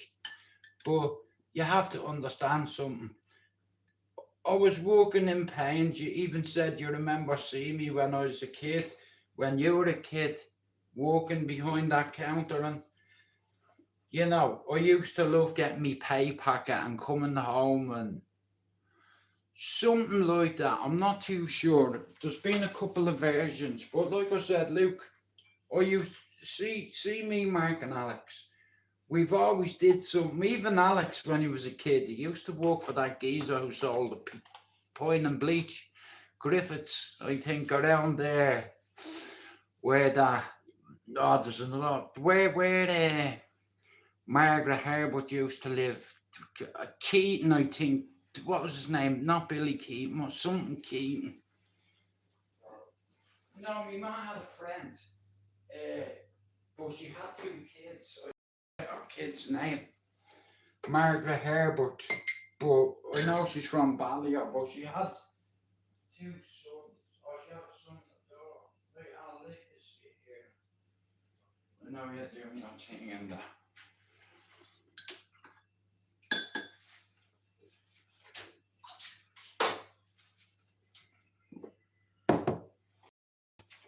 Like, when you're a kid, like I said, he knew much I made. He asked me, he said to me, much, he used to call me kiddo, he used to say, kiddo, much did you make down there? I said, well, I earn about £66 a week. He said, what hours do you do? I said, well, I work from 4 o'clock till 8 every night, 5 days a week. So that's like, you know, 20 hours. So I used to get £66. So I'd be buzzing going home with me little pay packet, you know what I mean, handing it to me man. And Luke, that's the truth. Oh, I'd hand me pay packet to me man, and she'd say, what you doing? And I'd be like, man, that's me wages. Like, I was dead proud of myself, you know. I was like, that's me pay packet, man, you know. And she'd take 30 out and she'd give me 36 for myself, you know. So I'd be over the moon with that, you know, because I felt like it was my contribution, you know. You know, and I just wanted to play my part as well, you know, because. But he definitely picked up on the fact that I was looking for some kind of identity. I wouldn't say a father figure, but Luke, as you know, I had a very troubled relationship with my dad, you know, and it's weird because he used to call me kiddo. He had a son my age, and I knew his son,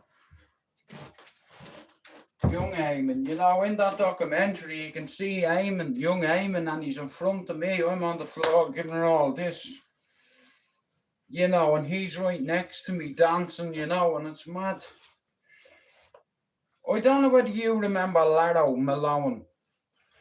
There's two sisters up there, right, called Lorna Bean and Tara Bean. Now, Laro Malone, one of my mates, was with her and has a baby with her, but I think he killed himself as well.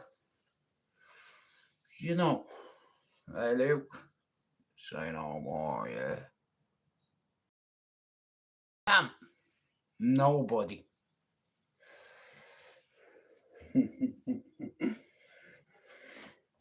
But, yeah, Luke, he see me coming a mile away, you know. He see me coming. But I was told some strange stories about him. Like about his fucking in his spare time, like what he was actually into. Like I was told, right, by a solicitor about it and what they found in his house, like fucking sex swings and big swings with big dildos attached to them. And I'm not being rude, Luke. I was shocked, me, and then I felt sick because I was thinking that bastard, like, you see, what he did was the first night I allegedly walked in the asylum, right? It's like he come over at the end of the night, put his arm around me, you know what I mean, saying, look what you fucking did in your own tonight. He said, here, follow me in the office tits. He's like, you buzzing? I was like, nah, I'm not yet, nah. He says, you've not taken one? I was like, nah. You know, I'm here for the work. And he said, here, have one of them. He handed me a disco biscuit. You know, he said, go out and enjoy yourself. He said, listen, don't worry about work tomorrow. You don't need to worry about your job. I got you. You made £200 tonight. In a night, it take you 3 weeks to earn that.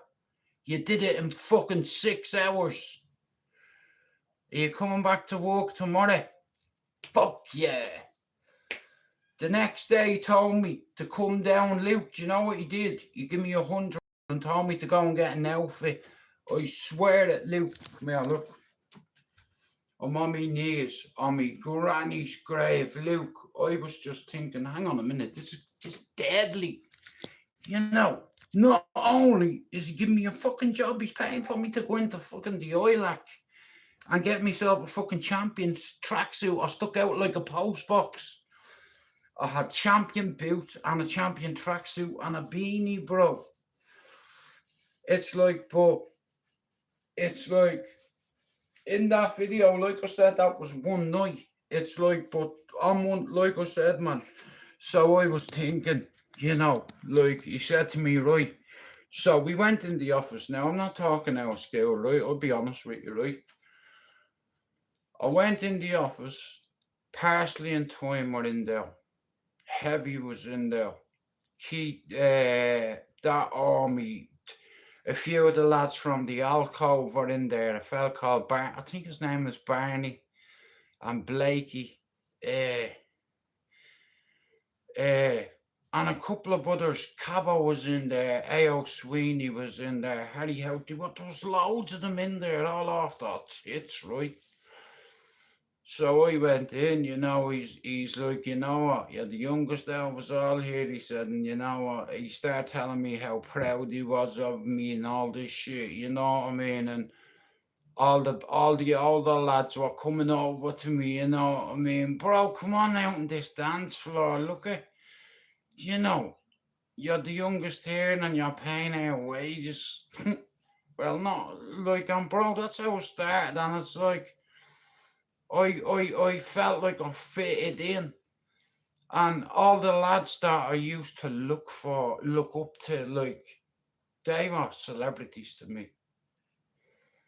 All the lads at that Red Wall, I looked up to them all for some kind of guidance, or it's like, and the streets took me into the asylum, and I had loads of people watching out for me, and for the first time in my life I felt like I was grown.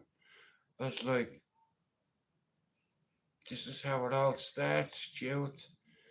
You know, you have a chance here.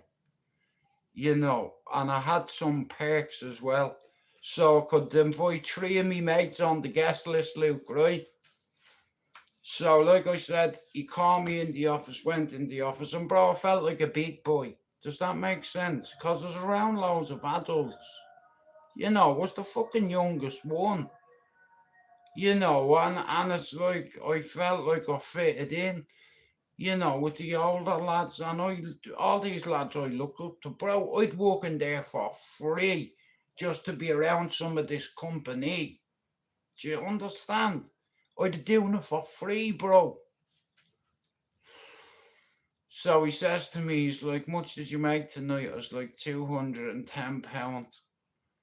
I handed him the money for 44 disco biscuits, allegedly. And he handed me one. He gave them around to people in the office, but he said, did you hear, what about you? Have you had one? I was like, no. I was after taking a fucking trip or something like that. One of them strawberries, right? Me and Giv took half one each, right? I was flying, I was, man. Deadly, right? So I went in the office and I felt like a big boy, you know. He's like, you know what? You've made fuck £210 tonight, and that cunt downstairs has you working for a week, giving you £66. Are you going back to work tomorrow? I was like, fuck no. Come down to the barber's at 2 o'clock. I went down to the barber's at 2 o'clock. He threw £100 at me like it was nothing. I want you to go into fucking town. He's like, if you're gonna work for me, allegedly, I want you to look the part. You know. and I'm gonna give you your start. You know, and Luke, I'd doing it for free. I love the dance music. I just fell in love with the scene. I remember waiting at the back doors in Dame Street, waiting for Nicky Brennan, Nicky fucking Blake, David Blake, Barney, one of them lads, the older lads, or Yowza, or Dee Dee to open the back door sides, and outside to be me, to be Harpo, to be Kenny, to be Eddie Douglas, to be a few of us, and we just come in the back, doors closed, and I was like, what the fuck is that smell? You know, it's fucking awful, man. What is it? It smells like feet. I'm like, gee, you know what I mean? Like that was just like, fucking smell of feet. It was that poppers, wasn't it? I looks across, I see Yowza Tyndall on the speaker like that, look, going boom, boom, boom, like that, you know, and then there's this geezer on another speaker pretending to be a fucking helicopter. His name was Jimmy Luke from Finglas, yeah? There was a girl from Blanche called Twisters. When I went in there, Jenny Blake was in there. Do you understand? There were a couple of girls from town, and it's like, it's crazy though, you know, because sides, for me, I was only a kid. I'd no business being in there. Now, I never sold anything in there. Do you understand? Because before I went to sides, that was just before the asylum.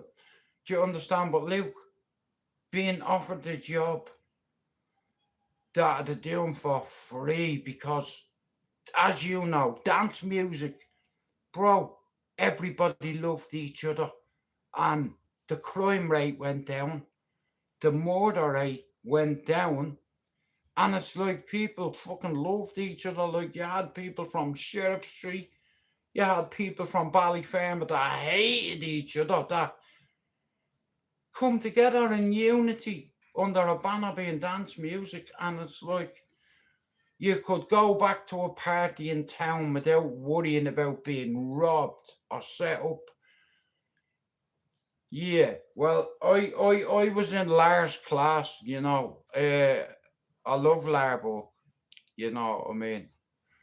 Uh, because Gibbo's here, Gibbo's man's here, and Lars' man's there, right?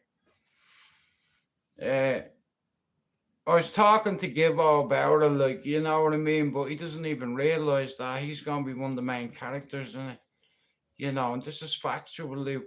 Like, you know, now if I'm telling lies, you pull me on it.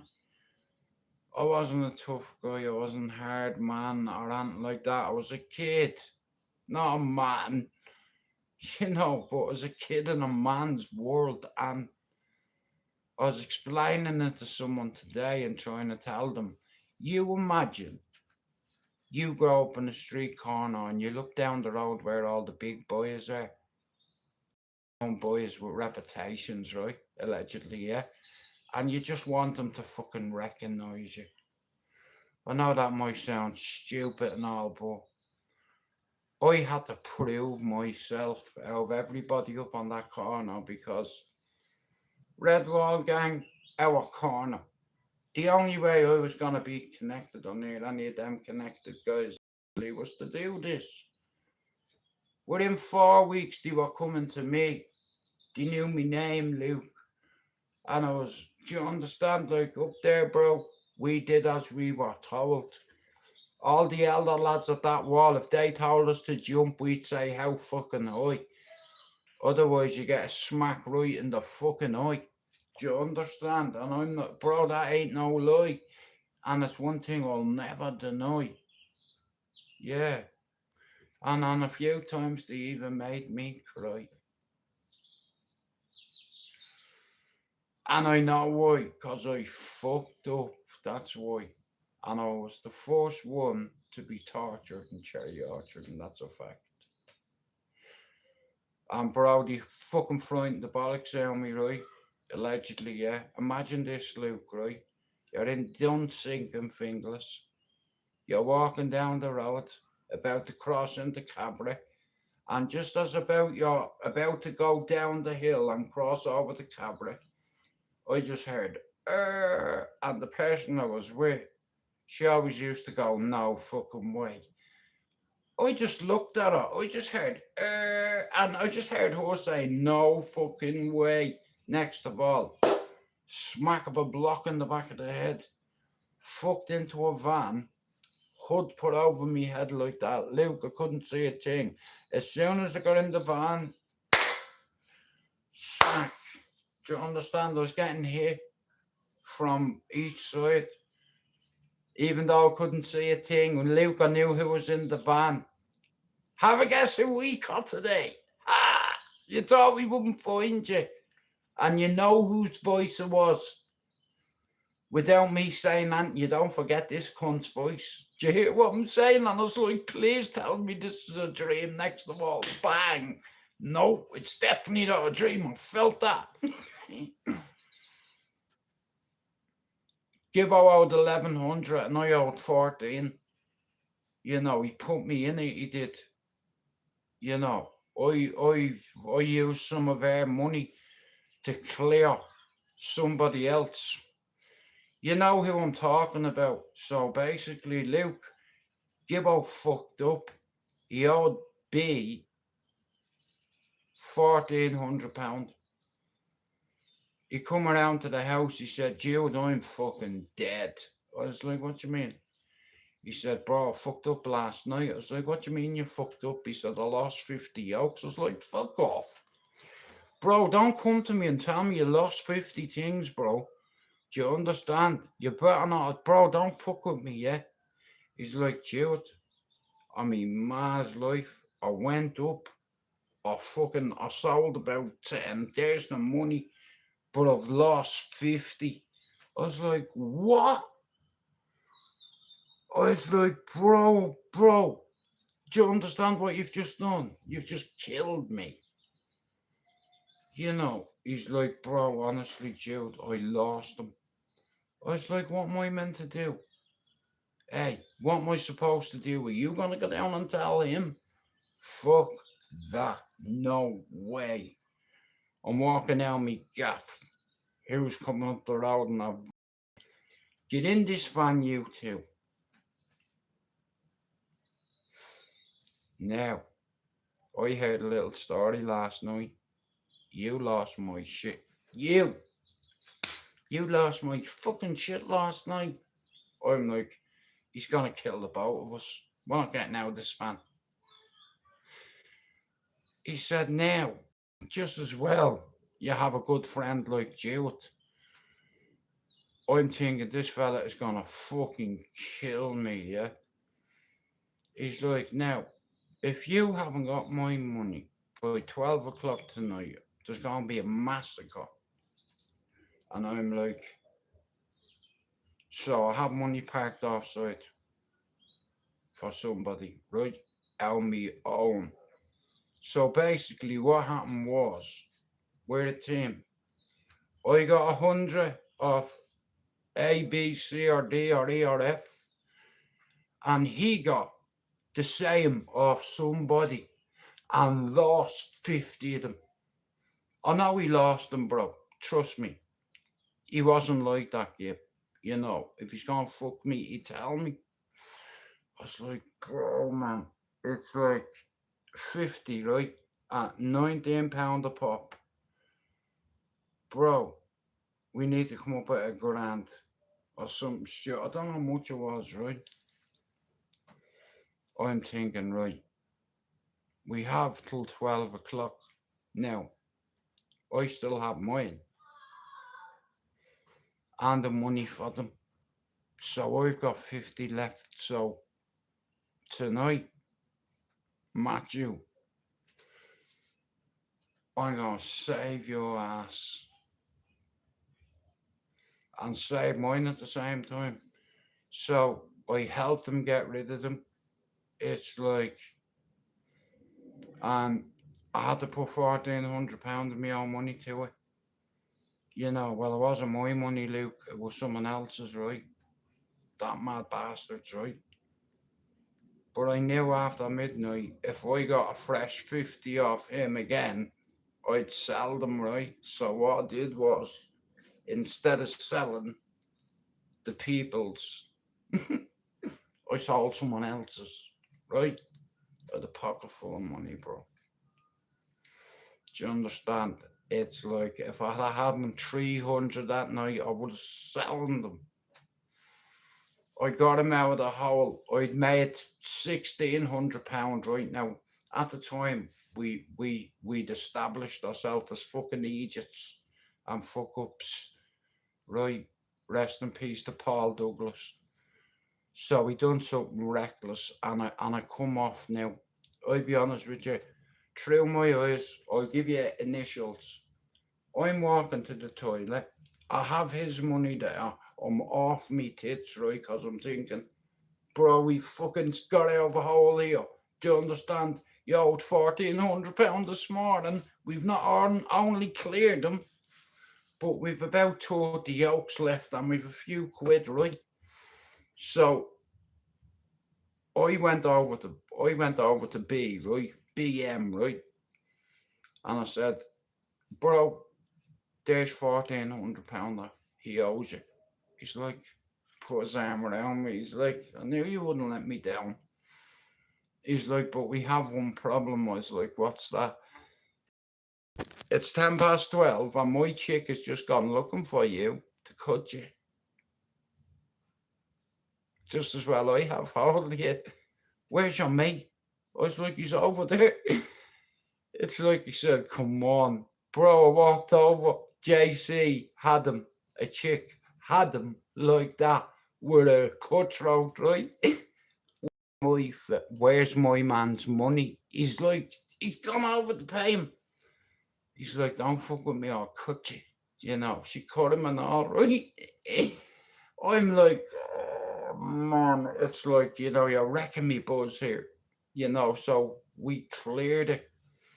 You know, we went up to Dougie's and we enjoyed the rest of the night and we spoke about it, and we ended up that night dodging a bullet. You know, I fucking took a big gamble by paying somebody else's money for him. We'll use our profit to level the other bill. So we ended up paying each other's bill, but he owed £1,400, Luke. I can't say on here. Is that he owned loads of horses? You know, and his girlfriend was related to a certain fella who allegedly was killed by paramilitaries for paintings, without saying too much. She had him by the neck with a blade to his throat. He was bleeding.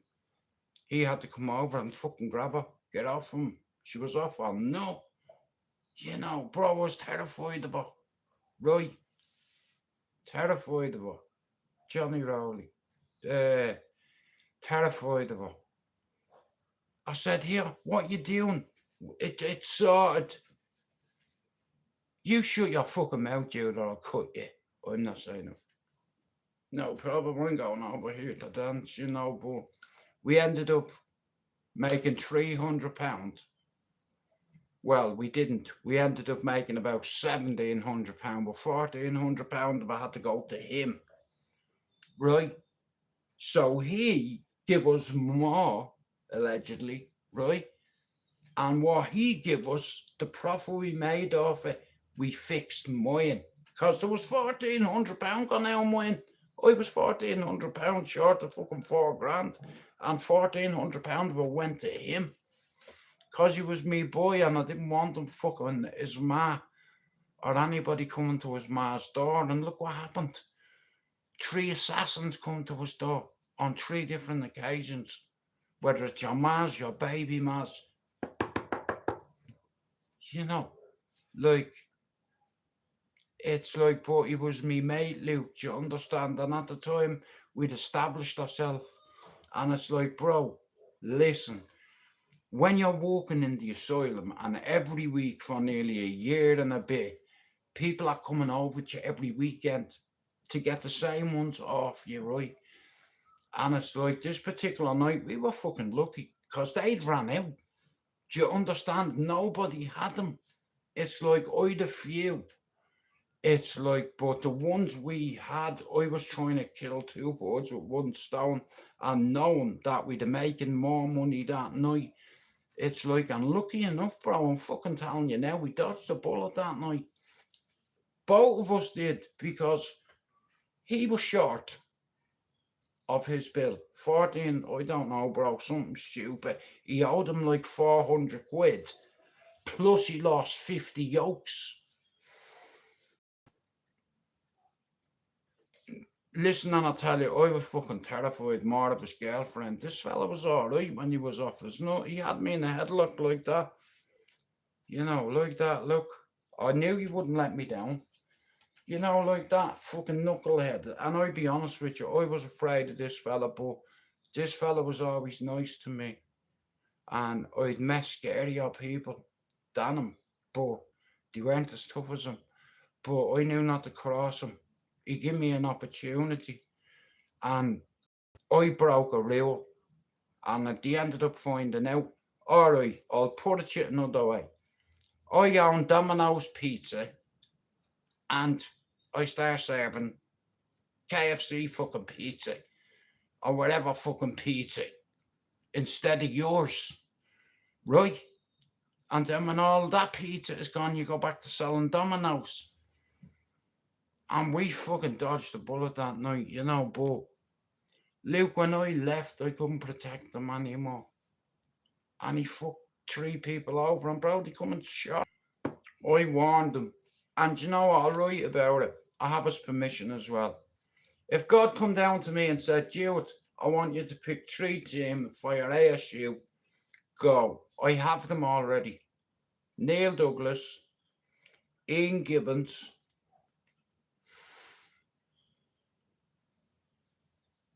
yeah, I'm still working on the 3rd one. Hello, Mr. Godfather. Exactly that, bro. We paid Peter to pay Paul. My mate come to me and I knew he wasn't joking. He said, Jude, I fucked up last night. I went back to a party, bro. And when I woke up, my shit was gone. I think someone robbed me. That's the reality, bro. I didn't lose them. Someone fucking took them. I definitely didn't take them. You know, what are we going to do? What do you mean, what are we going to do? What are you going to do? He's like, bro, you're my only hope. You're going to have to go to England. What about fucking me? You know, he's going to knock on my fucking door. Now I have 2 fucking savages that are going to kill me over you, right? We need to come up with a plan of action, a contingency plan, right? This is what we're going to do. I'm going to pay him out fucking this money. You're going to get a new load, and then we're going to sell that, and then out of a profit, we're going to clear mine too, and we might even get in the clear. Luke, we were £300 in the green, and we'd about 6 left. You know, we made about 150 quid each that night and 5 pills, cleared nearly a fucking £1,500 debt, and that was without my bill. My bill was 4 grand. You know, but we managed it. It's like, and I just got addicted to the weekend life. Everybody knowing your bleeding name and everyone coming over. You know what I mean? Do I get a mate rate? And you know what I had to do sometimes? You know, some people would come over and say, here, can you do me 3 for 70? I got into trouble for that because I was lowering the price of the stock. You understand? And it's like, yeah, but we had a few near misses, you know. Like, I hadn't seen that much money, like, as you know, as a kid, I was only a petty fucking youth, like a lot of kids all around the city that knows a few people that say this and a bit of that, and I just wanted to fit in, and I found an opportunity, and I jumped on it. But the thing that killed the asylum was them letting people smoke heroin on. When I left, it turned to absolute shit. I got introduced to heroin through ecstasy. You have to understand something. See me, I was a follower. I come off a corner And down the road was some of the biggest gangsters in our city today, allegedly. And I looked up to them because I didn't get on with my father. And somebody filled that role for a year and a half, become like me father in a way. But what I didn't realise was they were grooming me. Not sexually, but I don't know where that could have gone. I know I'd have killed it. I'd have chopping his dick off and feeding him. You're a fortan karate, yeah, we'll see about that when I have you in a stranglehold, when I wrap one of your silky ties around your neck and attach it to a fucking 50 key dumbbell and fuck you, Luke. I didn't realise what he was doing. I was a kid.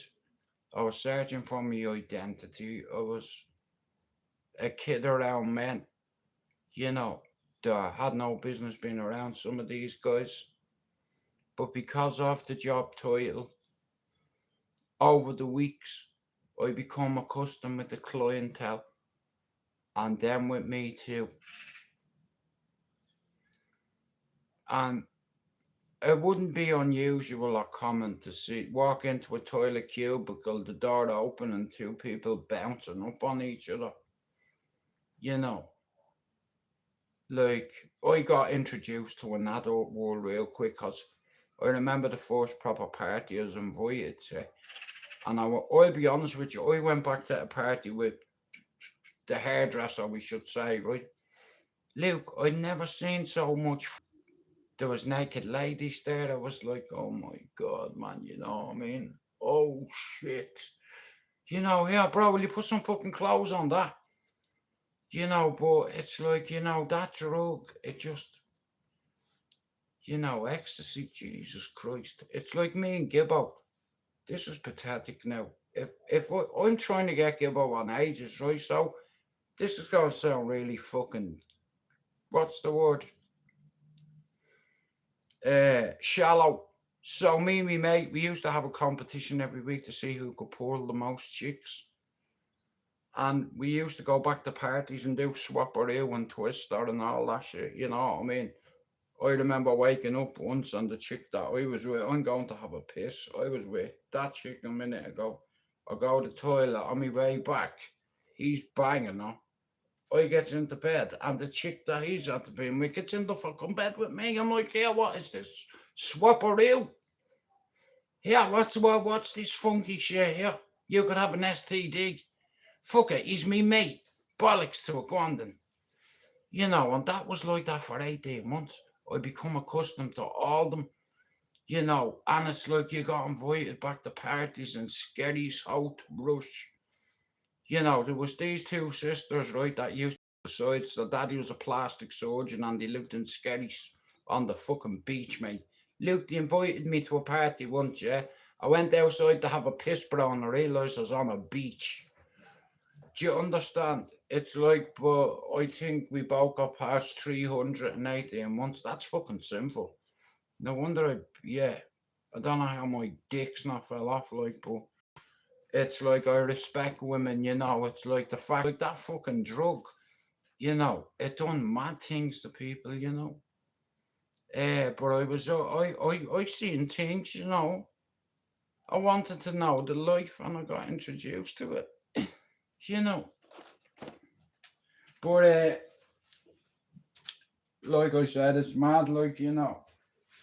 When I look back now,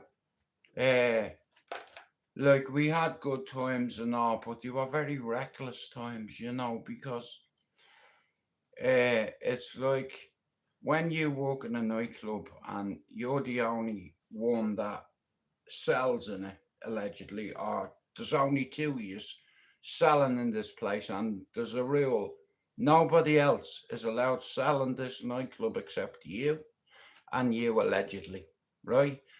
And if anybody's caught, all your shit will be taken off you. You'll be brought into the toilet. Who are you? You're all dead. Do you know who I am? Have that. Go on, say it again. Show me. So I put my hands on Eric Hutch, allegedly. And he brought the bleeding Calvary. Rest in peace to him though. He was game, I'll give him that. When he has 5 people with him, bitch. But like I said, I respect the dead, and you have to understand something. If someone robs you, beats the shit out of you. He only got 1 box in the face. I got kicks into the head. You know, like what you having a whinge. You know, you got a solid in the jaw, so what? Well, in the eye. Cause when he come over to me, allegedly, yeah, I couldn't believe what I was hearing. He goes, "Here, mate, you want any yolk?" So I'm like, what? Hang on a minute, he's not from Ballier. What's this guy's angle? So I watched him, you know, kept me eye on him. I said, "Bro, listen to me. Come in the toilet, you know, bro, because there's feds. You know, the place has been raided the last few weeks. We need to be careful. Come on in here. Many of you got, many do you want." Wrong answer.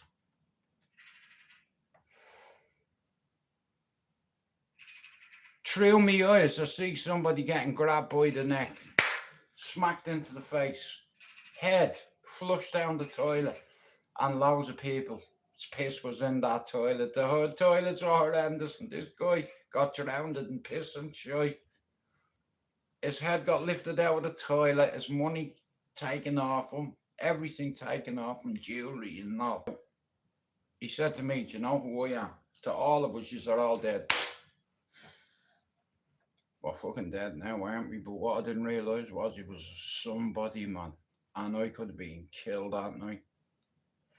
Only for a gun discharge, mate. My fucking head would be on the wall. But it's like I said, man, you do fucking stupid and reckless things. I didn't know nothing about politics or the way a city is run.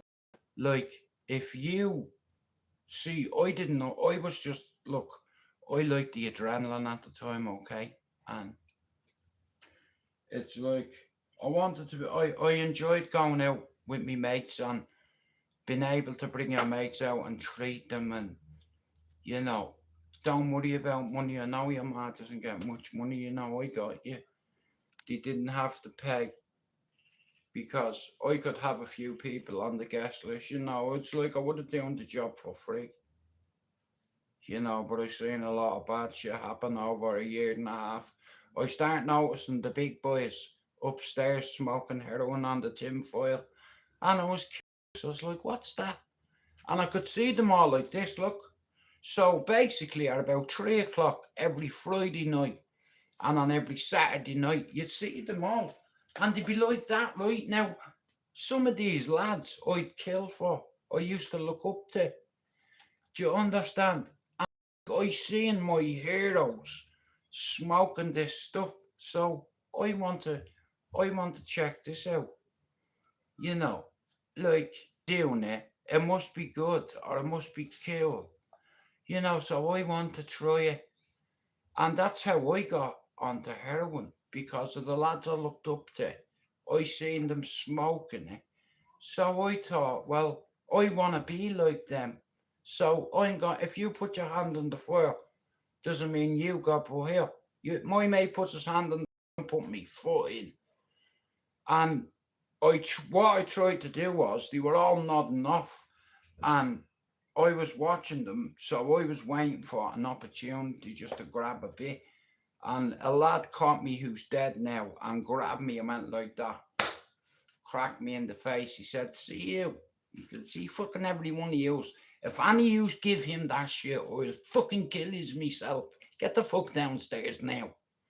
I don't listen to what he said, you know, so I went downstairs. He said, "If I catch you near that, I'll kill you."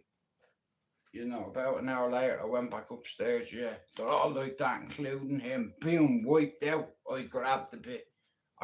I hadn't got a clue what I was doing. It's like, you know, and it's like because of the bigger lads, I met, because like I said, all these lads I looked up to for direction. Like, I hadn't got a big brother. A lot of my mates had big brothers, you know. And it's like, I always wanted a big brother because it's like, it's being a big brother, you know. And it's like, 1 second, I got down. And I bring this down. I'll have the kettle out. Well, later on, what I'll do is I'll make sure I have the kettle and all that ready for you when you get back. But so I wanted to fit, you know.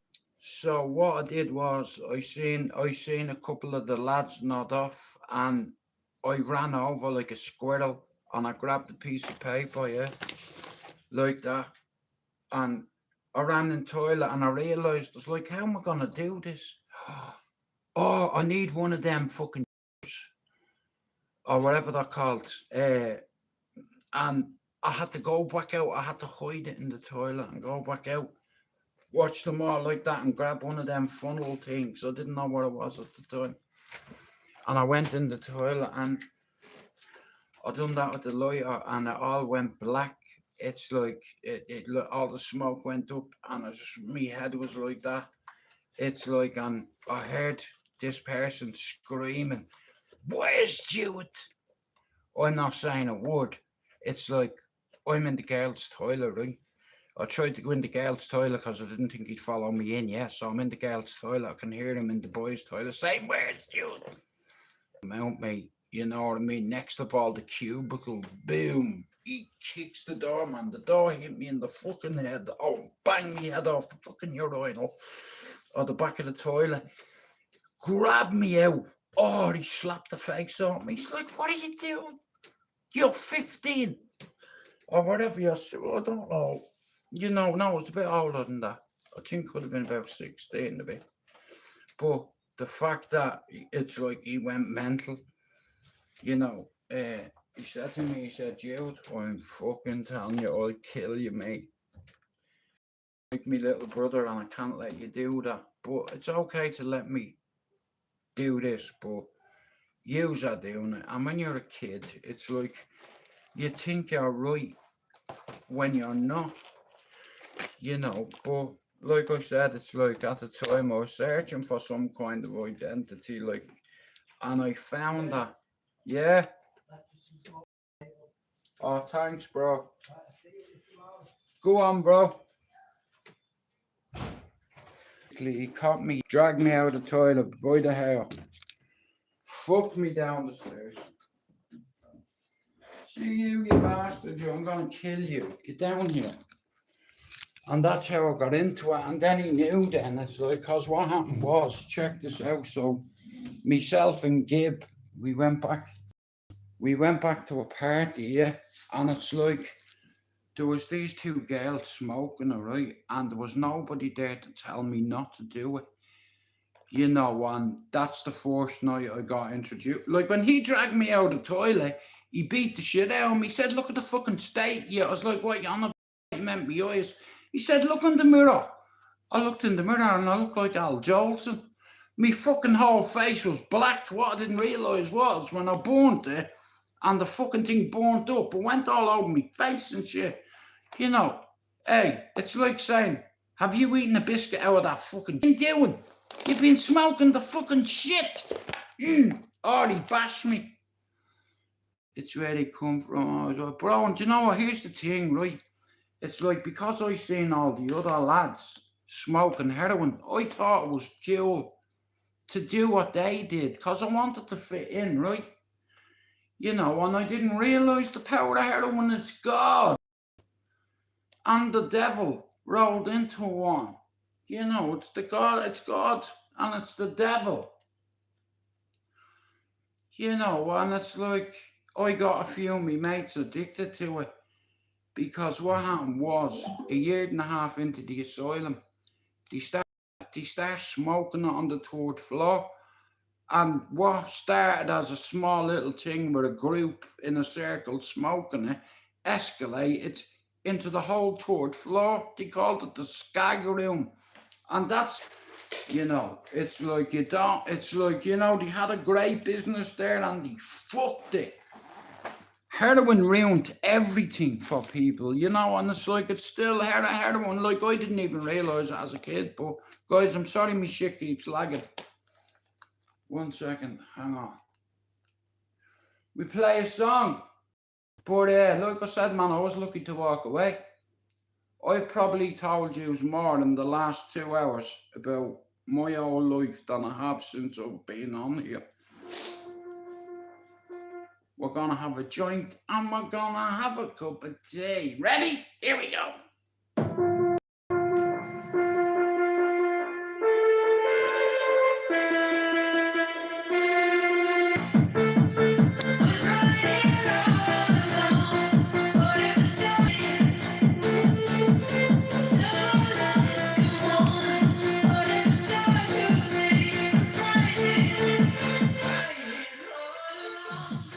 Bro, but you know what? Back then, everybody got along, you know. Like there was unity, you know. It's like there was peace. Before you go.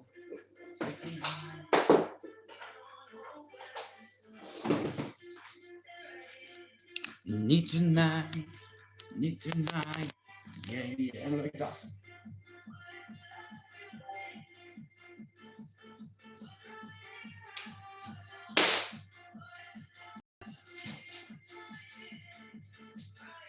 Fair. And I'm gonna go live again, yeah? I'll be back in a minute. I'm gonna start me live again.